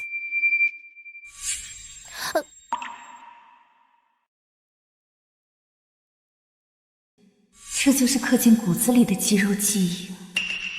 其实也不能完全怪这个便宜老爹。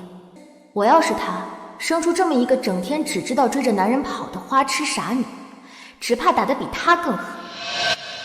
月儿，爹以前误会你，委屈你了，就当你爷爷替你报了仇，咱俩之间扯平了好吗？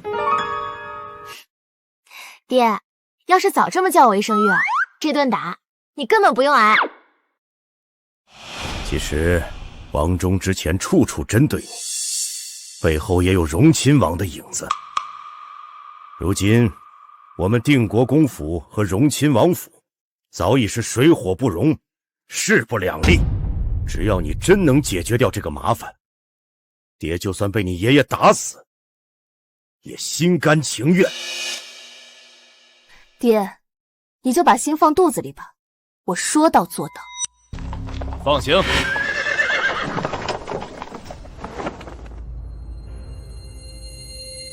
本官乃是陛下亲封的中书舍人，速速放行。陛下有令，今夜除了高月高大人，任何人入宫都需步行进殿见驾，不得乘车。明明我才是陛下亲封的中书舍人，凭什么让他高月乘车入宫？陛下深夜急召，必定是大前有要事发生。高月，这一次我一定要把你比下去，一定要让陛下看清，我才是他真正要找的人。婉容，你是陛下亲封的中书舍人，陛下深夜急召，你本该乘车入宫，尽早见驾才是，怎么还在这里步行呢？陛下虽特许我乘车入宫，但我才刚刚晋升中书舍人，还是步行入宫，以表对陛下敬重为好。还是婉容考虑周全，心思缜密。不愧是我大前第一女状元，既有才学，又懂礼数。陛下迟早有一天会知道，沈状元才是我大前真正的第一才女，绝不是她高月能比的。陛下还在等着我们，别耽搁了，赶紧走吧。陛下驾到！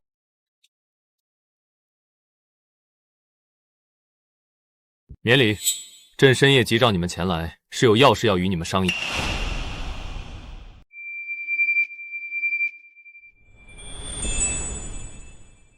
还说以前的花痴是装的，我看是花痴的对象换成了陛下还差不多，竟敢当着我的面用眼神调戏陛下，简直是胆大包天。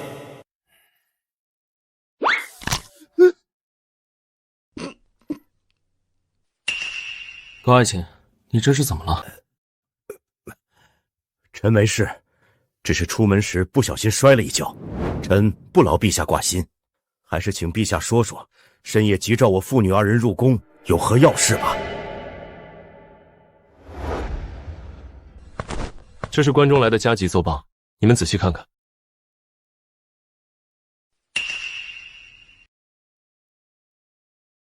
陛下，宋家父子沈状元还有王老将军到了。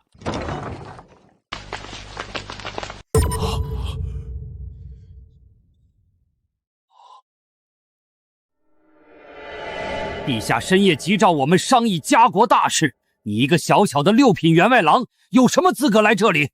这个问题，你不该问我。你高月乃朕特召，轮不到你智慧。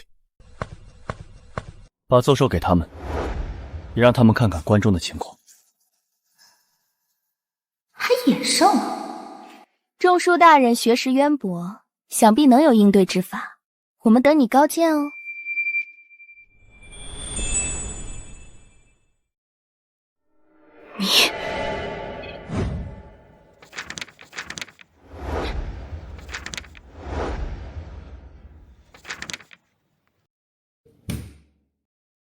都把眉头皱着做什么？朕召你们前来是让你们出谋划策，解决蝗灾之患的，不是看你们在这里皱眉头的。陛下息怒，自古蝗灾便难以防范，如今关中突发蝗灾，实乃天罚降临。为今之计，也只有尽快筹措粮草，运往关中，以备灾用。天罚？宋大人难道是说，这场蝗灾是上天对朕这个皇帝不满，特意降下的惩罚？老臣不敢！关中大地不仅是我大钱的粮产要地，更是数百万百姓的聚居之地。一旦蝗虫肆虐，粮食绝收，必定会民不聊生。你们若有良策，尽管说来，说错不罚，说对有赏。陛下，自古蝗灾都伴有灾民造反，所以老臣认为，除了征调粮草运往关中赈灾之外，还应立刻部署大军，如有灾民哗变，可及时镇压。陛下，眼下蝗虫尚未大举爆发，若此时直接派兵前往关中，只会引起灾民恐慌，反倒适得其反。更何况大军一动，所需粮饷数字巨大，与其如此，还不如全力筹措粮草赈灾。高爱卿说的对，事情还远没有到需要派兵镇压的地步。既然本将军的法子不行，那高大人倒是说说你有什么高见？本官目前尚未想到办法，但派兵镇压绝对是糊涂之举。你够了！朕叫你们来是商议对策的，不是让你们在这里吵架的。沈婉容，你是大前第一女状元，可有良策？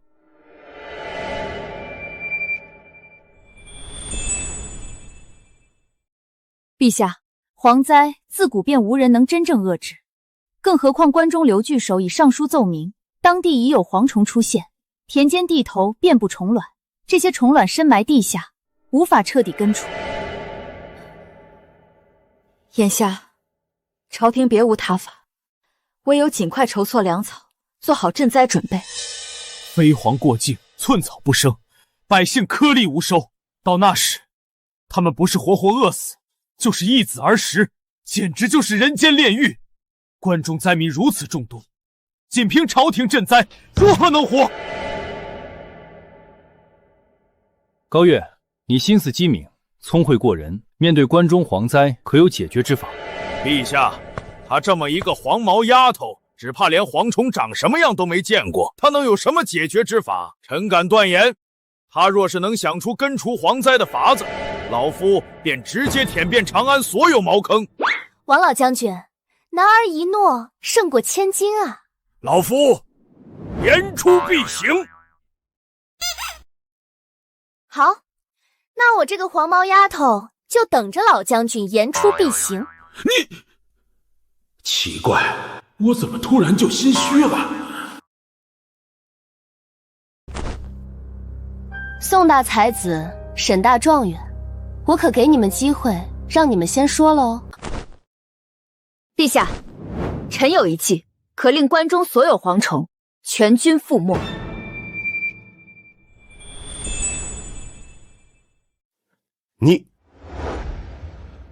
我应该相信月儿才是，可他连蝗虫都没怎么见过，又怎么会有对策？正如刘太守奏报所说，关中虽有蝗虫出现，但大多还只是虫卵，尚未孵化。既有大量虫卵，就必定爆发蝗灾，且虫卵深入地下，难以根除。你到底懂不懂？刚才你为什么不语，偏要来打断我？你的礼貌呢？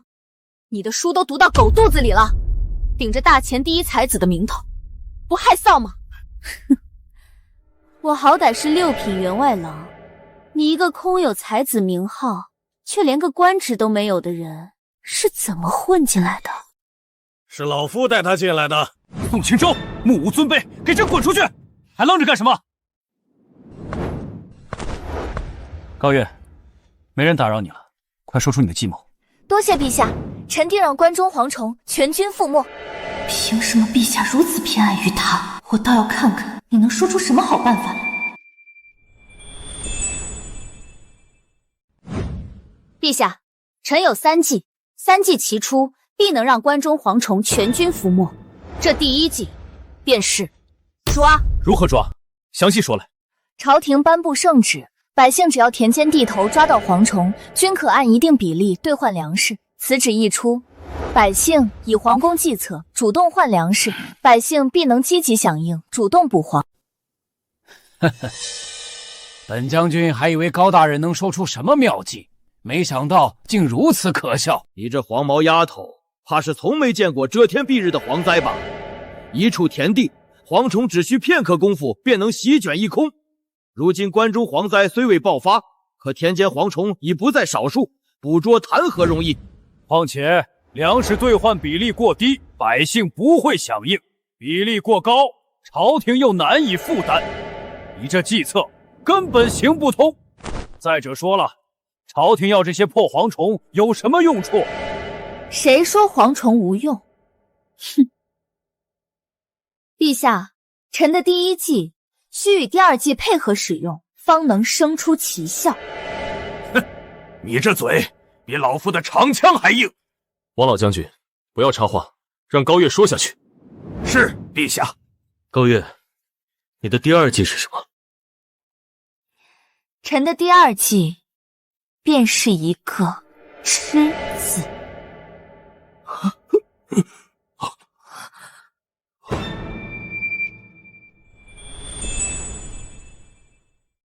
朝廷用粮食换蝗虫后，将收集的蝗虫烤制晒干，不仅能吃，还味如飞虾，十分美味。朝廷用钱粮鼓励百姓捕蝗，再将蝗虫制作售卖，弥补捕蝗支出，一举两得，何乐而不为？陛下，此计乃祸民之计，万不可行。为何不可行？臣虽未见过蝗虫，却博览群书，书中记载，蝗灾过境，百姓颗粒无收，饿极了就捕蝗充饥，吃得少还没事，吃多了便会腹泻不止，虽不致死，却也足以证明蝗虫有毒，断不能推广食用。高大人若是不懂，我可以教你，但请不要再出这种祸国殃民的馊主意。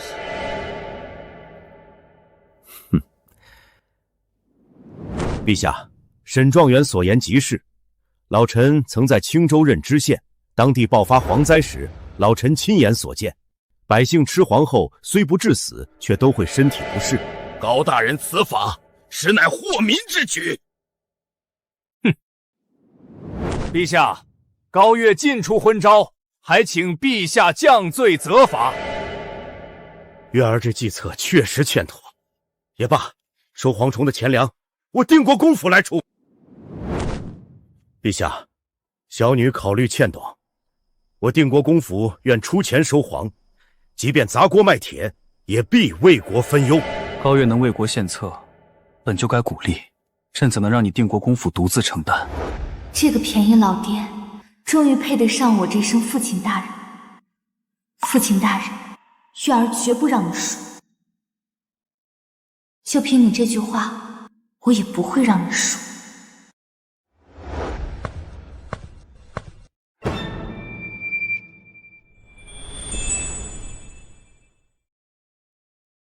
你想干什么？哼！老夫身经百战，可不怕你。高大人，本官承认你有些小聪明，但此计绝行不通。历史上从未有蝗灾是以吃收场的。历史上没有，就一定是错的。如果没有创新，哪里来的神农尝百草？陛下，关中蝗虫尚未成灾，眼下虫卵居多，这正是破局的关键。蝗虫种类繁多，肆虐关中的主要是东亚飞蝗和沙漠蝗，这两种蝗虫都分为独居和群居两种形态。简单来说，蝗灾未爆发，蝗虫未成群时，通体呈绿色，这时候不仅无毒，还肉质鲜嫩，营养丰富，炸完之后犹如飞虾一般美味。可蝗虫一旦铺天盖地，身体就会变为灰黑色或黄色。这时候的蝗虫才如沈大人所说，吃多了会不适，也就是所谓的有毒。眼下关中蝗虫还没成灾，正好鼓励百姓捕捉绿色蝗虫制成美食，既能避免蝗虫成灾变成有毒之虫，又能弥补捕蝗之出。我大前人口众多，美食文化深厚，总有重口味的人愿意尝试，只要味道绝佳，就不愁炸蝗虫卖不出去。荒谬！蝗虫既是绿色，又怎会凭空变成灰黑色？陛下，此女胡言乱语，妖言惑众，恳请陛下重罚。沈爱卿，蝗虫当真有2种形态。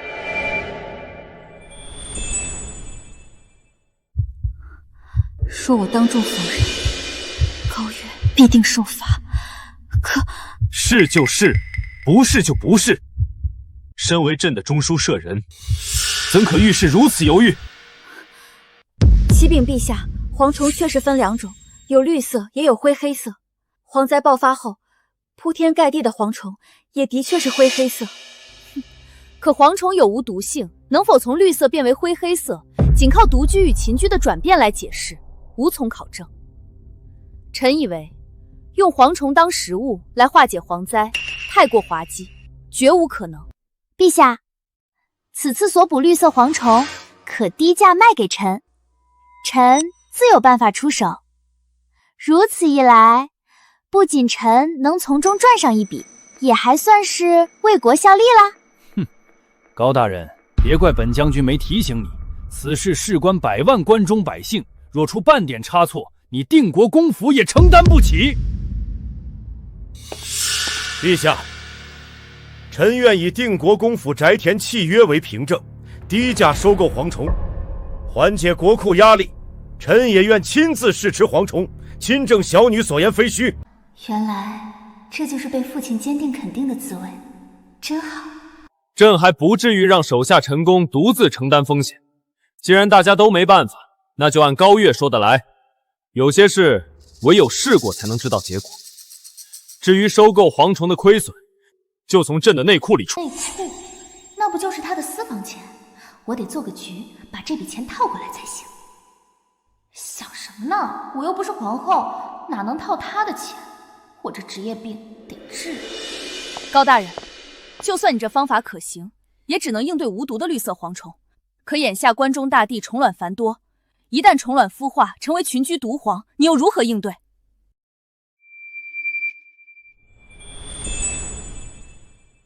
沈状元说得对，那些深埋地下的虫卵，你又打算怎么解决？王老将军，问问题可以，但能不能别老挡着我欣赏？不是，别老挡着我向陛下汇报。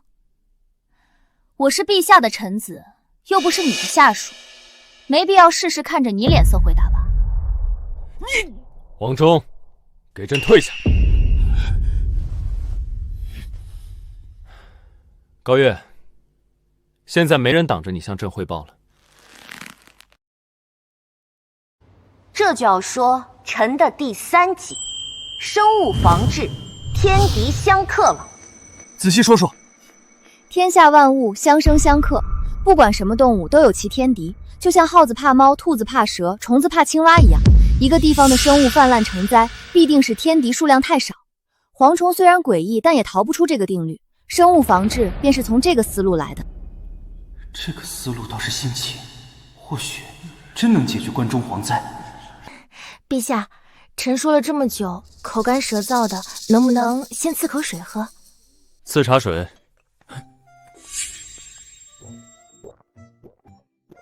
那是朕喝过的。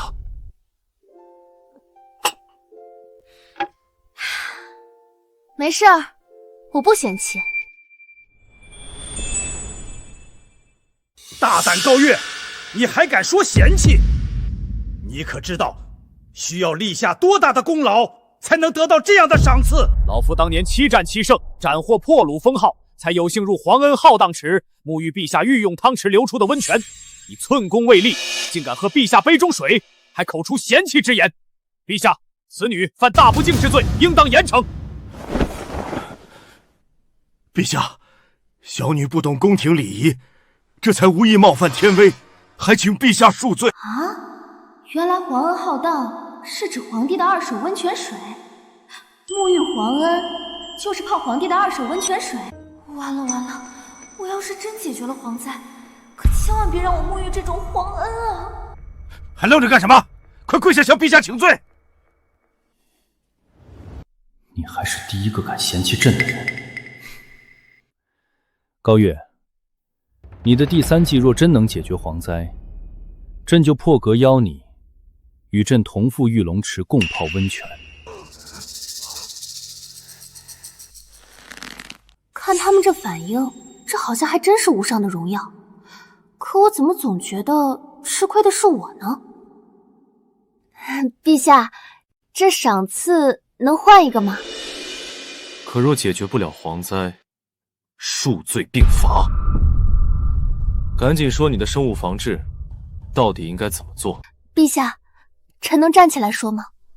起来吧。谢陛下。谢陛下。凭什么？他高月凭什么能得陛下这般偏爱？我倒要看看你这生物防治能不能真的解决蝗灾。我等着看你数罪并罚。启禀陛下，蝗虫成灾需满足2个条件：一是灰黑色或黄色的蝗虫数量足够多；2是它们聚集在一起。这2个条件的达成与天气息息相关。冬天不下雪，冻不死地下虫卵；春天不下雨，土地干旱。蝗虫偏爱干旱环境，可捕食它们的飞鸟却难耐干旱，难以生存。天敌减少，环境又适宜，蝗灾自然会肆虐。天气我们无法改变，但我们却可以增加蝗虫天敌的数量。有些道理啊。陛下，臣的方案是速速在长安周边召集5万只鸡鸭，组成鸡鸭联军，火速运往关中。1只鸡鸭一天能捕食上百只蝗虫，5万只鸡鸭一天便能吃掉1000万只蝗虫，只需10日便可吃掉上亿只蝗虫。10天，5000万。陛下，趁现在蝗虫尚未成灾，此计不出几日便能见效。后续即便地下虫卵孵化成蝗虫，也不过是给鸡鸭增肥的饲料罢了。好，此计甚好，既切实可行，又成本低廉。待蝗灾解决。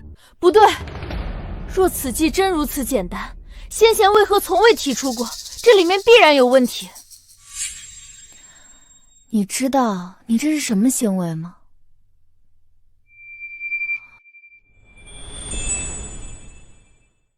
什么行为？你这就叫做绿茶式质疑。你什么你？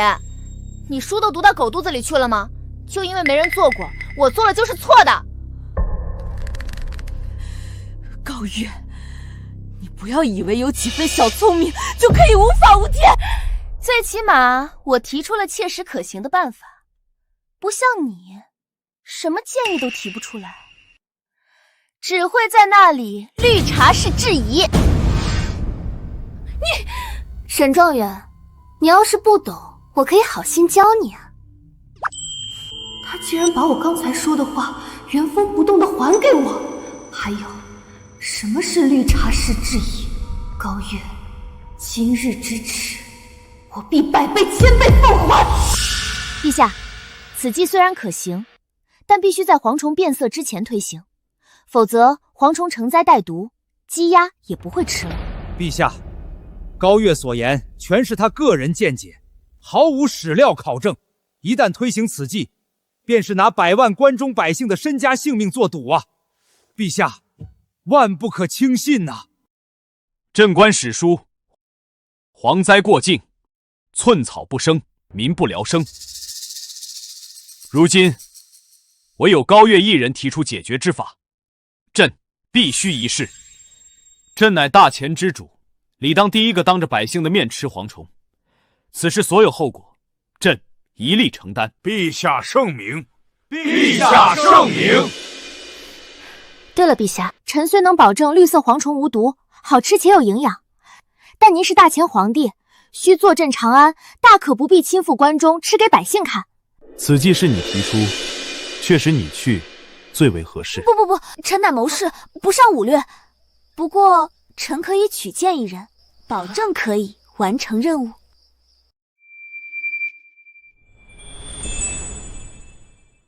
你用这狼吞虎咽的眼神盯着我做甚？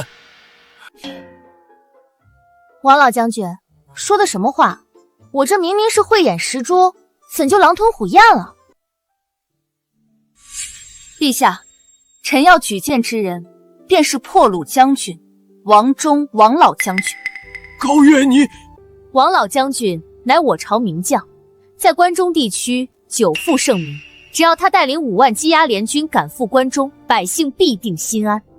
陛下只需下一道圣旨，命王老将军召集当地乡绅，当众食用蝗虫，百姓见状必定信服，也会积极参与捕蝗。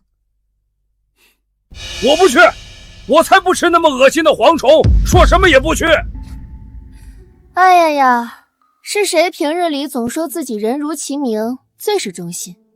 这口号喊得震天响，看来也只能听听罢了，当不得真。陛下，您说是吧？王忠啊，看来你真是对不起你爹给你起的这个忠字。陛下明察，臣对陛下的忠心天地可见。好，朕现在就封你为骠骑大将军，命你2日内募得5万积压联军，火速赶赴关中。骠骑大将军，这是什么破封号啊！哎呦，我的老脸算是彻底丢尽了。王忠，你这是什么表情？莫非不愿领旨？启禀陛下，臣这是万分愿意领旨的表情啊！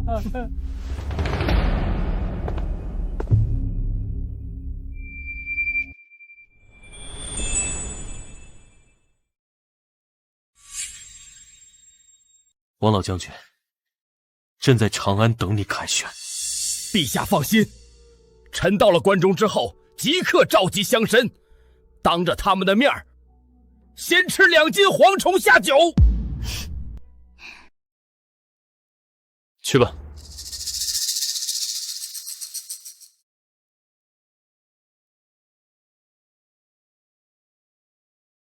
除了高月，其他人都退下吧。臣遵旨。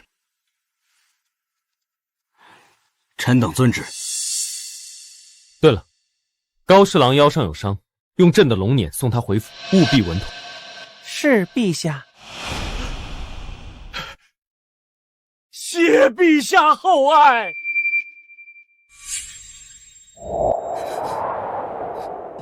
高月，你以为陛下真会信你的馊主意？我等着看你被陛下轰出来。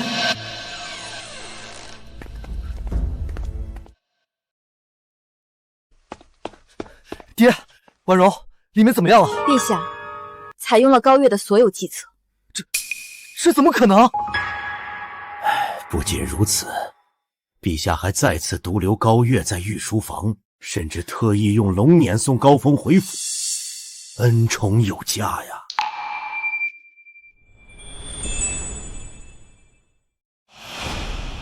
到底谁才是陛下亲封的中书舍人啊？一个被陛下当众轰出御书房，一个虽获封中书舍人，却始终不受陛下待见。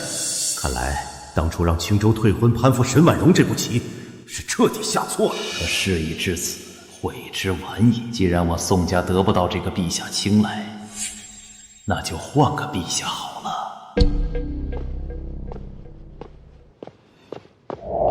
上官，朕有些饿了，去弄些点心来。陛下，您召见他们之前才刚用过点心，您想弄些点心给高小姐吃，大可以明说。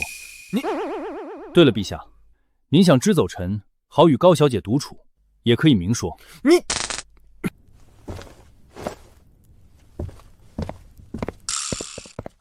这个上官俊，平时就是个闷葫芦，今天怎么突然话这么多？别听他瞎说，朕不是那个意思。哦，那陛下躲我干什么？朕乃大钱之主，怎会躲你？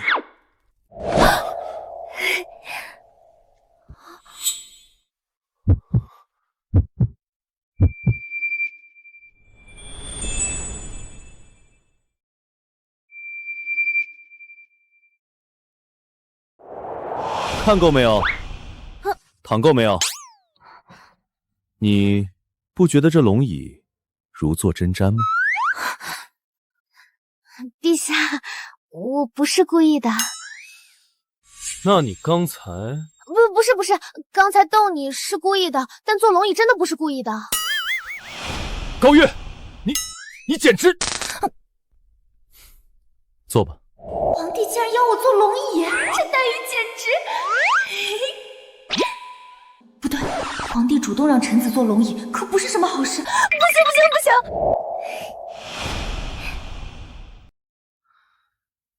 接下来朕要和你聊的事儿，不适合君臣身份，只是和平起平坐的朋友谈心。原来是这个孤家寡人遇到难事，想找我开导。说吧，遇到什么难题了？有我在，保准给你出个主意。我有个叔叔，战功卓著，大前近半江山都是他打下来的。可他好大喜功，从不关心百姓民生，所以我的爷爷太祖高皇帝只封他为亲王。我爹驾崩以后，他越来越不把朕放在眼里，甚至私下暗通其他藩王，还暗中结交朝中文武大臣，图谋不轨。几天前，陛下，你说的是隆亲王吧？你是怎么知道的？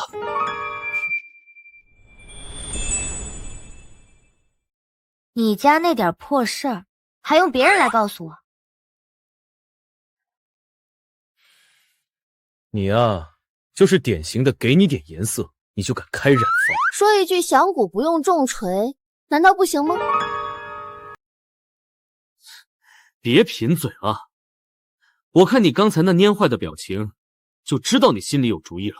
快说！陛下，我有一计，可令荣亲王一家满门抄斩，永绝后患。这会不会太狠了？他可是朕的亲叔叔啊！当初灭仇家满门后，面对仇家小孩该怎么办的考题是谁出的？你这个考官怎么突然犯了连考生都不会错的低级错误？你要是个男的，早死800回了。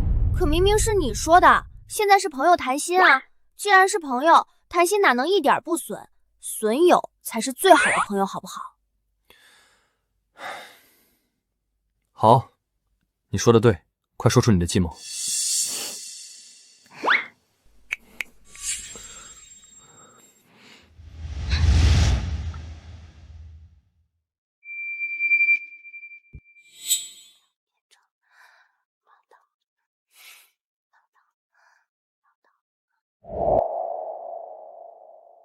混账，简直是混账！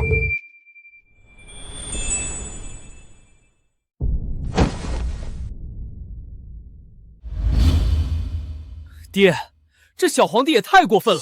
我在后面听着，都恨不得冲出来一刀砍了那传旨太监。他不仅要削我的藩，还要我后天一早陪他去太庙祭告先祖，做主动削藩的典范。一口一个皇叔的叫着，恶心！哎呦！爹，您稳着点，别闪着腰。确实不能闪着腰，毕竟明天就是那小皇帝的死期。这么快？那小皇帝敢如此嚣张，不过是有高月那丫头出谋划策，还有高天龙那老不死的全力保他。他敢做初一，就别怪我做15。今天晚上，你带着为父的兵符去咸阳调兵。明天事成之后，你就是大前太子。儿臣谨遵父皇旨意。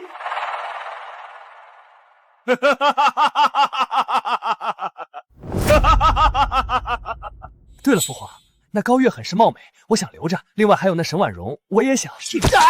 这不成器的东西，事儿还没办成，惦记着女人。你们越漂亮的女人越歹毒，高月那丫头能留吗？还有沈婉容，空有状元头衔，留着浪费米饭吗？爹，我错了，我把事办成了再想。这要是当了太子，大前不得20而亡？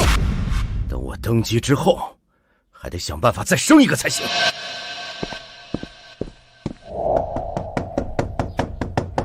小姐，别睡了，老爷有急事找您。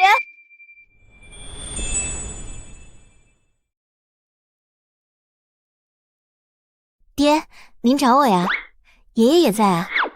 不是爹找你，是你爷爷有要事找你。月儿，爷爷刚得到消息，驻扎咸阳的金甲军突然开始紧急集结，你可知，那不仅是京畿地区最强的军队，更是荣亲王的亲军。很明显，他这是要对陛下动手了。只是爷爷还不知道他们具体会在什么时候动手。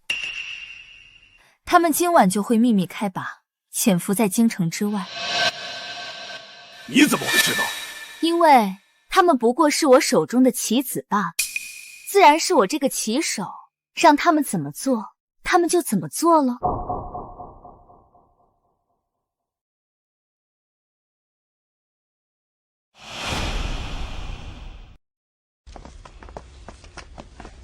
明天的祭祖大典事关重大，你务必妥善准备，不得有半点差池。陛下放心，臣已将所有事宜准备妥当，绝无疏漏。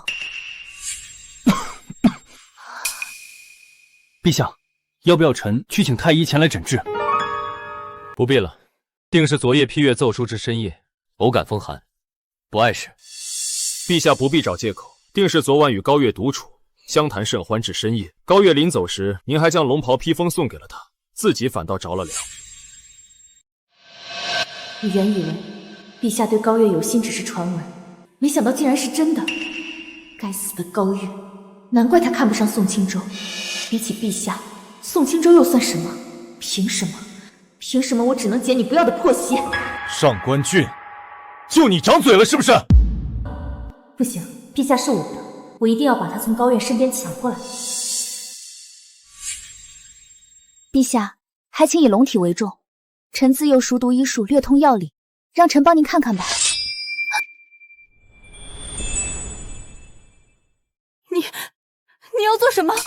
沈大人，你要清楚，本将军最厉害的，除了武功之外，便是察言观色，洞察人心。本将军警告你，为人臣子，当守臣子本分。若是想发浪，别打陛下的主意，找你的宋青州去。下官僭越了。你去太医院，替朕拿一副治风寒的药来。是，陛下。陛下，臣看您面露愁容，是想高月了吧？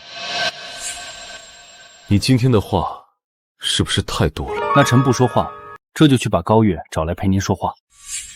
高月，好啊，你再去御膳房弄些点心，那家伙最是贪嘴。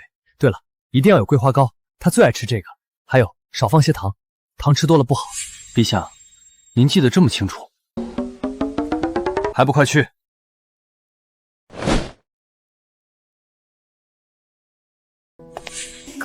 高月又是高月，凭什么？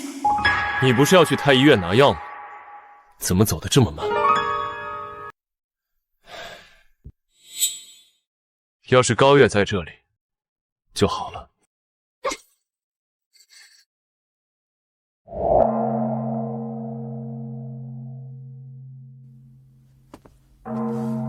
沈大人，这副药您一定要亲自熬制，再盯着陛下喝完。如此一来，生米煮成熟饭，旁人纵有闲话，也无济于事。李大人放心，若本官日后能入主后宫，定少不了你好处。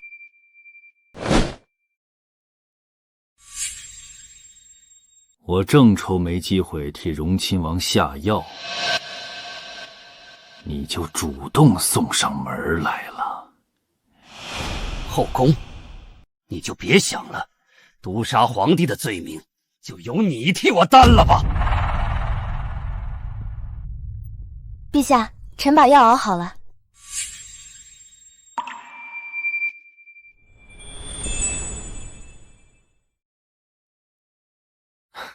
好吃吗？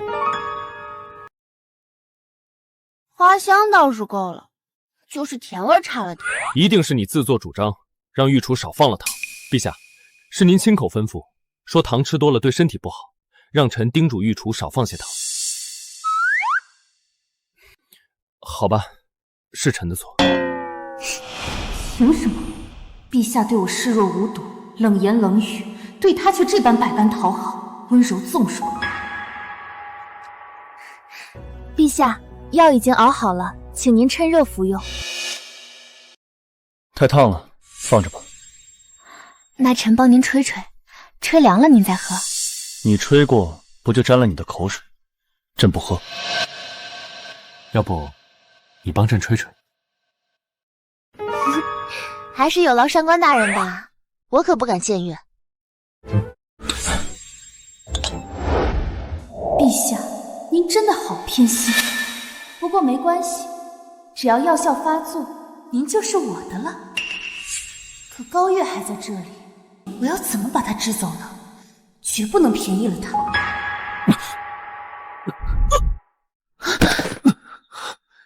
有毒，药里有毒。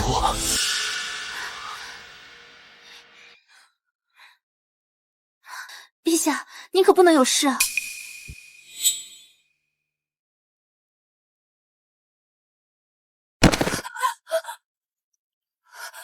怎么会这样？我只是手买卖梨台医下了合欢散，我没想要陛下的命啊！沈绿茶，你想进宫当妃，想疯了吗？还不是因为你，每次都在我最关键的时候出来抢走本该属于我的一切。我抢你什么了？你喜欢宋钦州，我一脚把他踹给你；你想当陛下的进士，我直接把位置扔给你，这也叫抢？我冤不冤啊？高月，你，陛下，您没事了？朕知道有人会给朕下药，却万万没想到，你也要给朕下药。来人！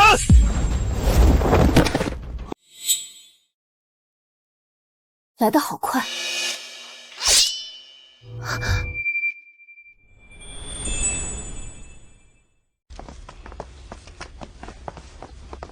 臣太祖高皇帝之子，荣亲王武龙，请陛下退位。你就这么想要这个皇位？哼！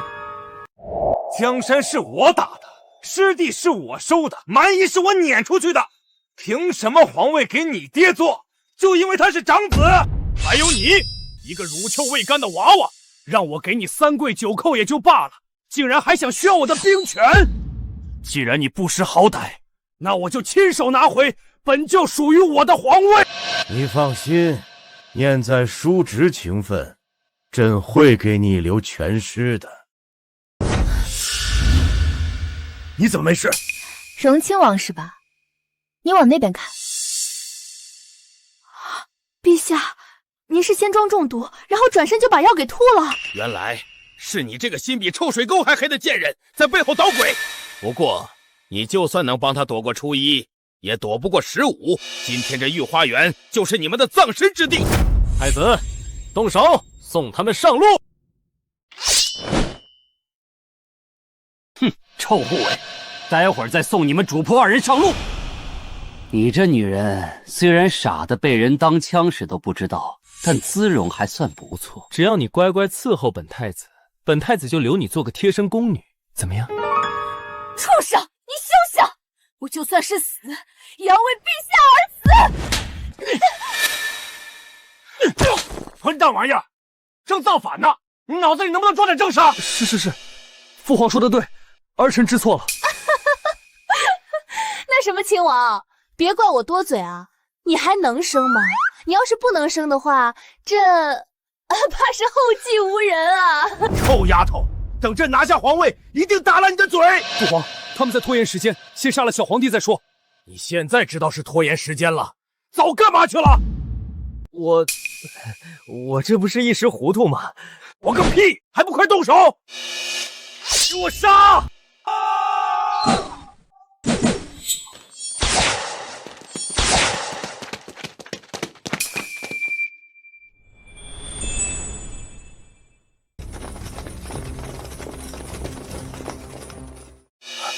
不好，中计了！你去拿下小皇帝，我去对付这高天龙父子。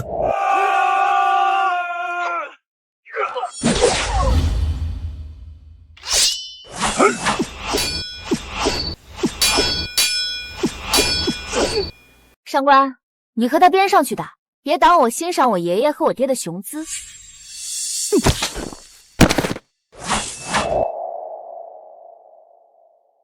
好帅啊！我今天总算是见到活的宝刀未老了。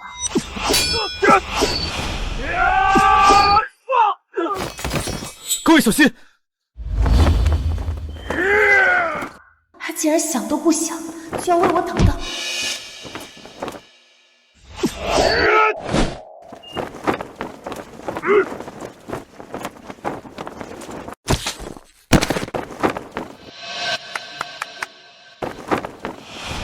看傻啦？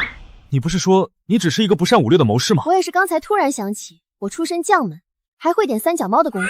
怎么说呢？这就是所谓的英雄救美吧。高月，你这是在欺君啊！我的计谋天衣无缝，怎么会反遭算计？那小皇帝没有这样的谋略，一定是你！你到底怎么做到的？回禀王爷，我只是对陛下说了一段悄悄话而已。你给荣亲王下旨，让他和你去祭祖，当着祖宗的面发誓，愿意做主动削藩的典范。荣亲王必定会密谋造反，造反大罪，还不满门抄斩。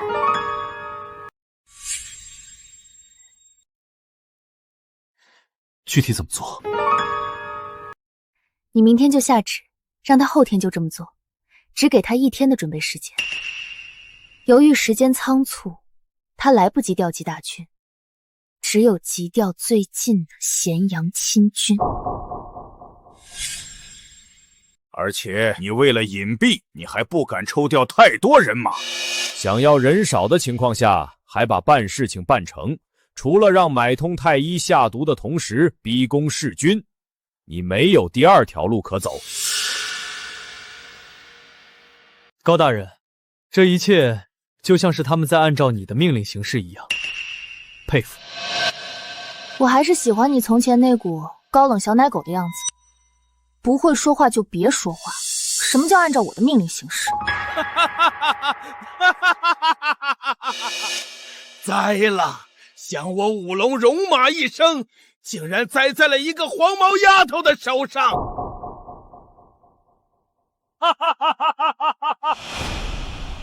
恭喜高大人荣升尚书，恭喜高老国公60大寿，恭喜高大小姐荣升侍郎，真可谓一门三喜啊！里面请，里面请。荣亲王谋反，满门抄斩，送礼暗通荣亲王，斩首示众，念其过去功苦。其子宋清舟发配岭南，中书舍人沈婉容虽心术不正，但念其忠心，贬为岭南9品主簿。高月，我错了，我错了呀！谢谢父亲大人，祝父亲大人寿比南山，福如东海。谢谢父亲大人，祝父亲大人寿比南山，福如东海。那我就祝……与其说些祝词，还不如把你的婚事办了，那才让爷爷高兴呢。对了，我看陛下好像对你很上心啊。我才不和那么多后妃抢呢。那如果朕遣参6宫，放归掖庭呢？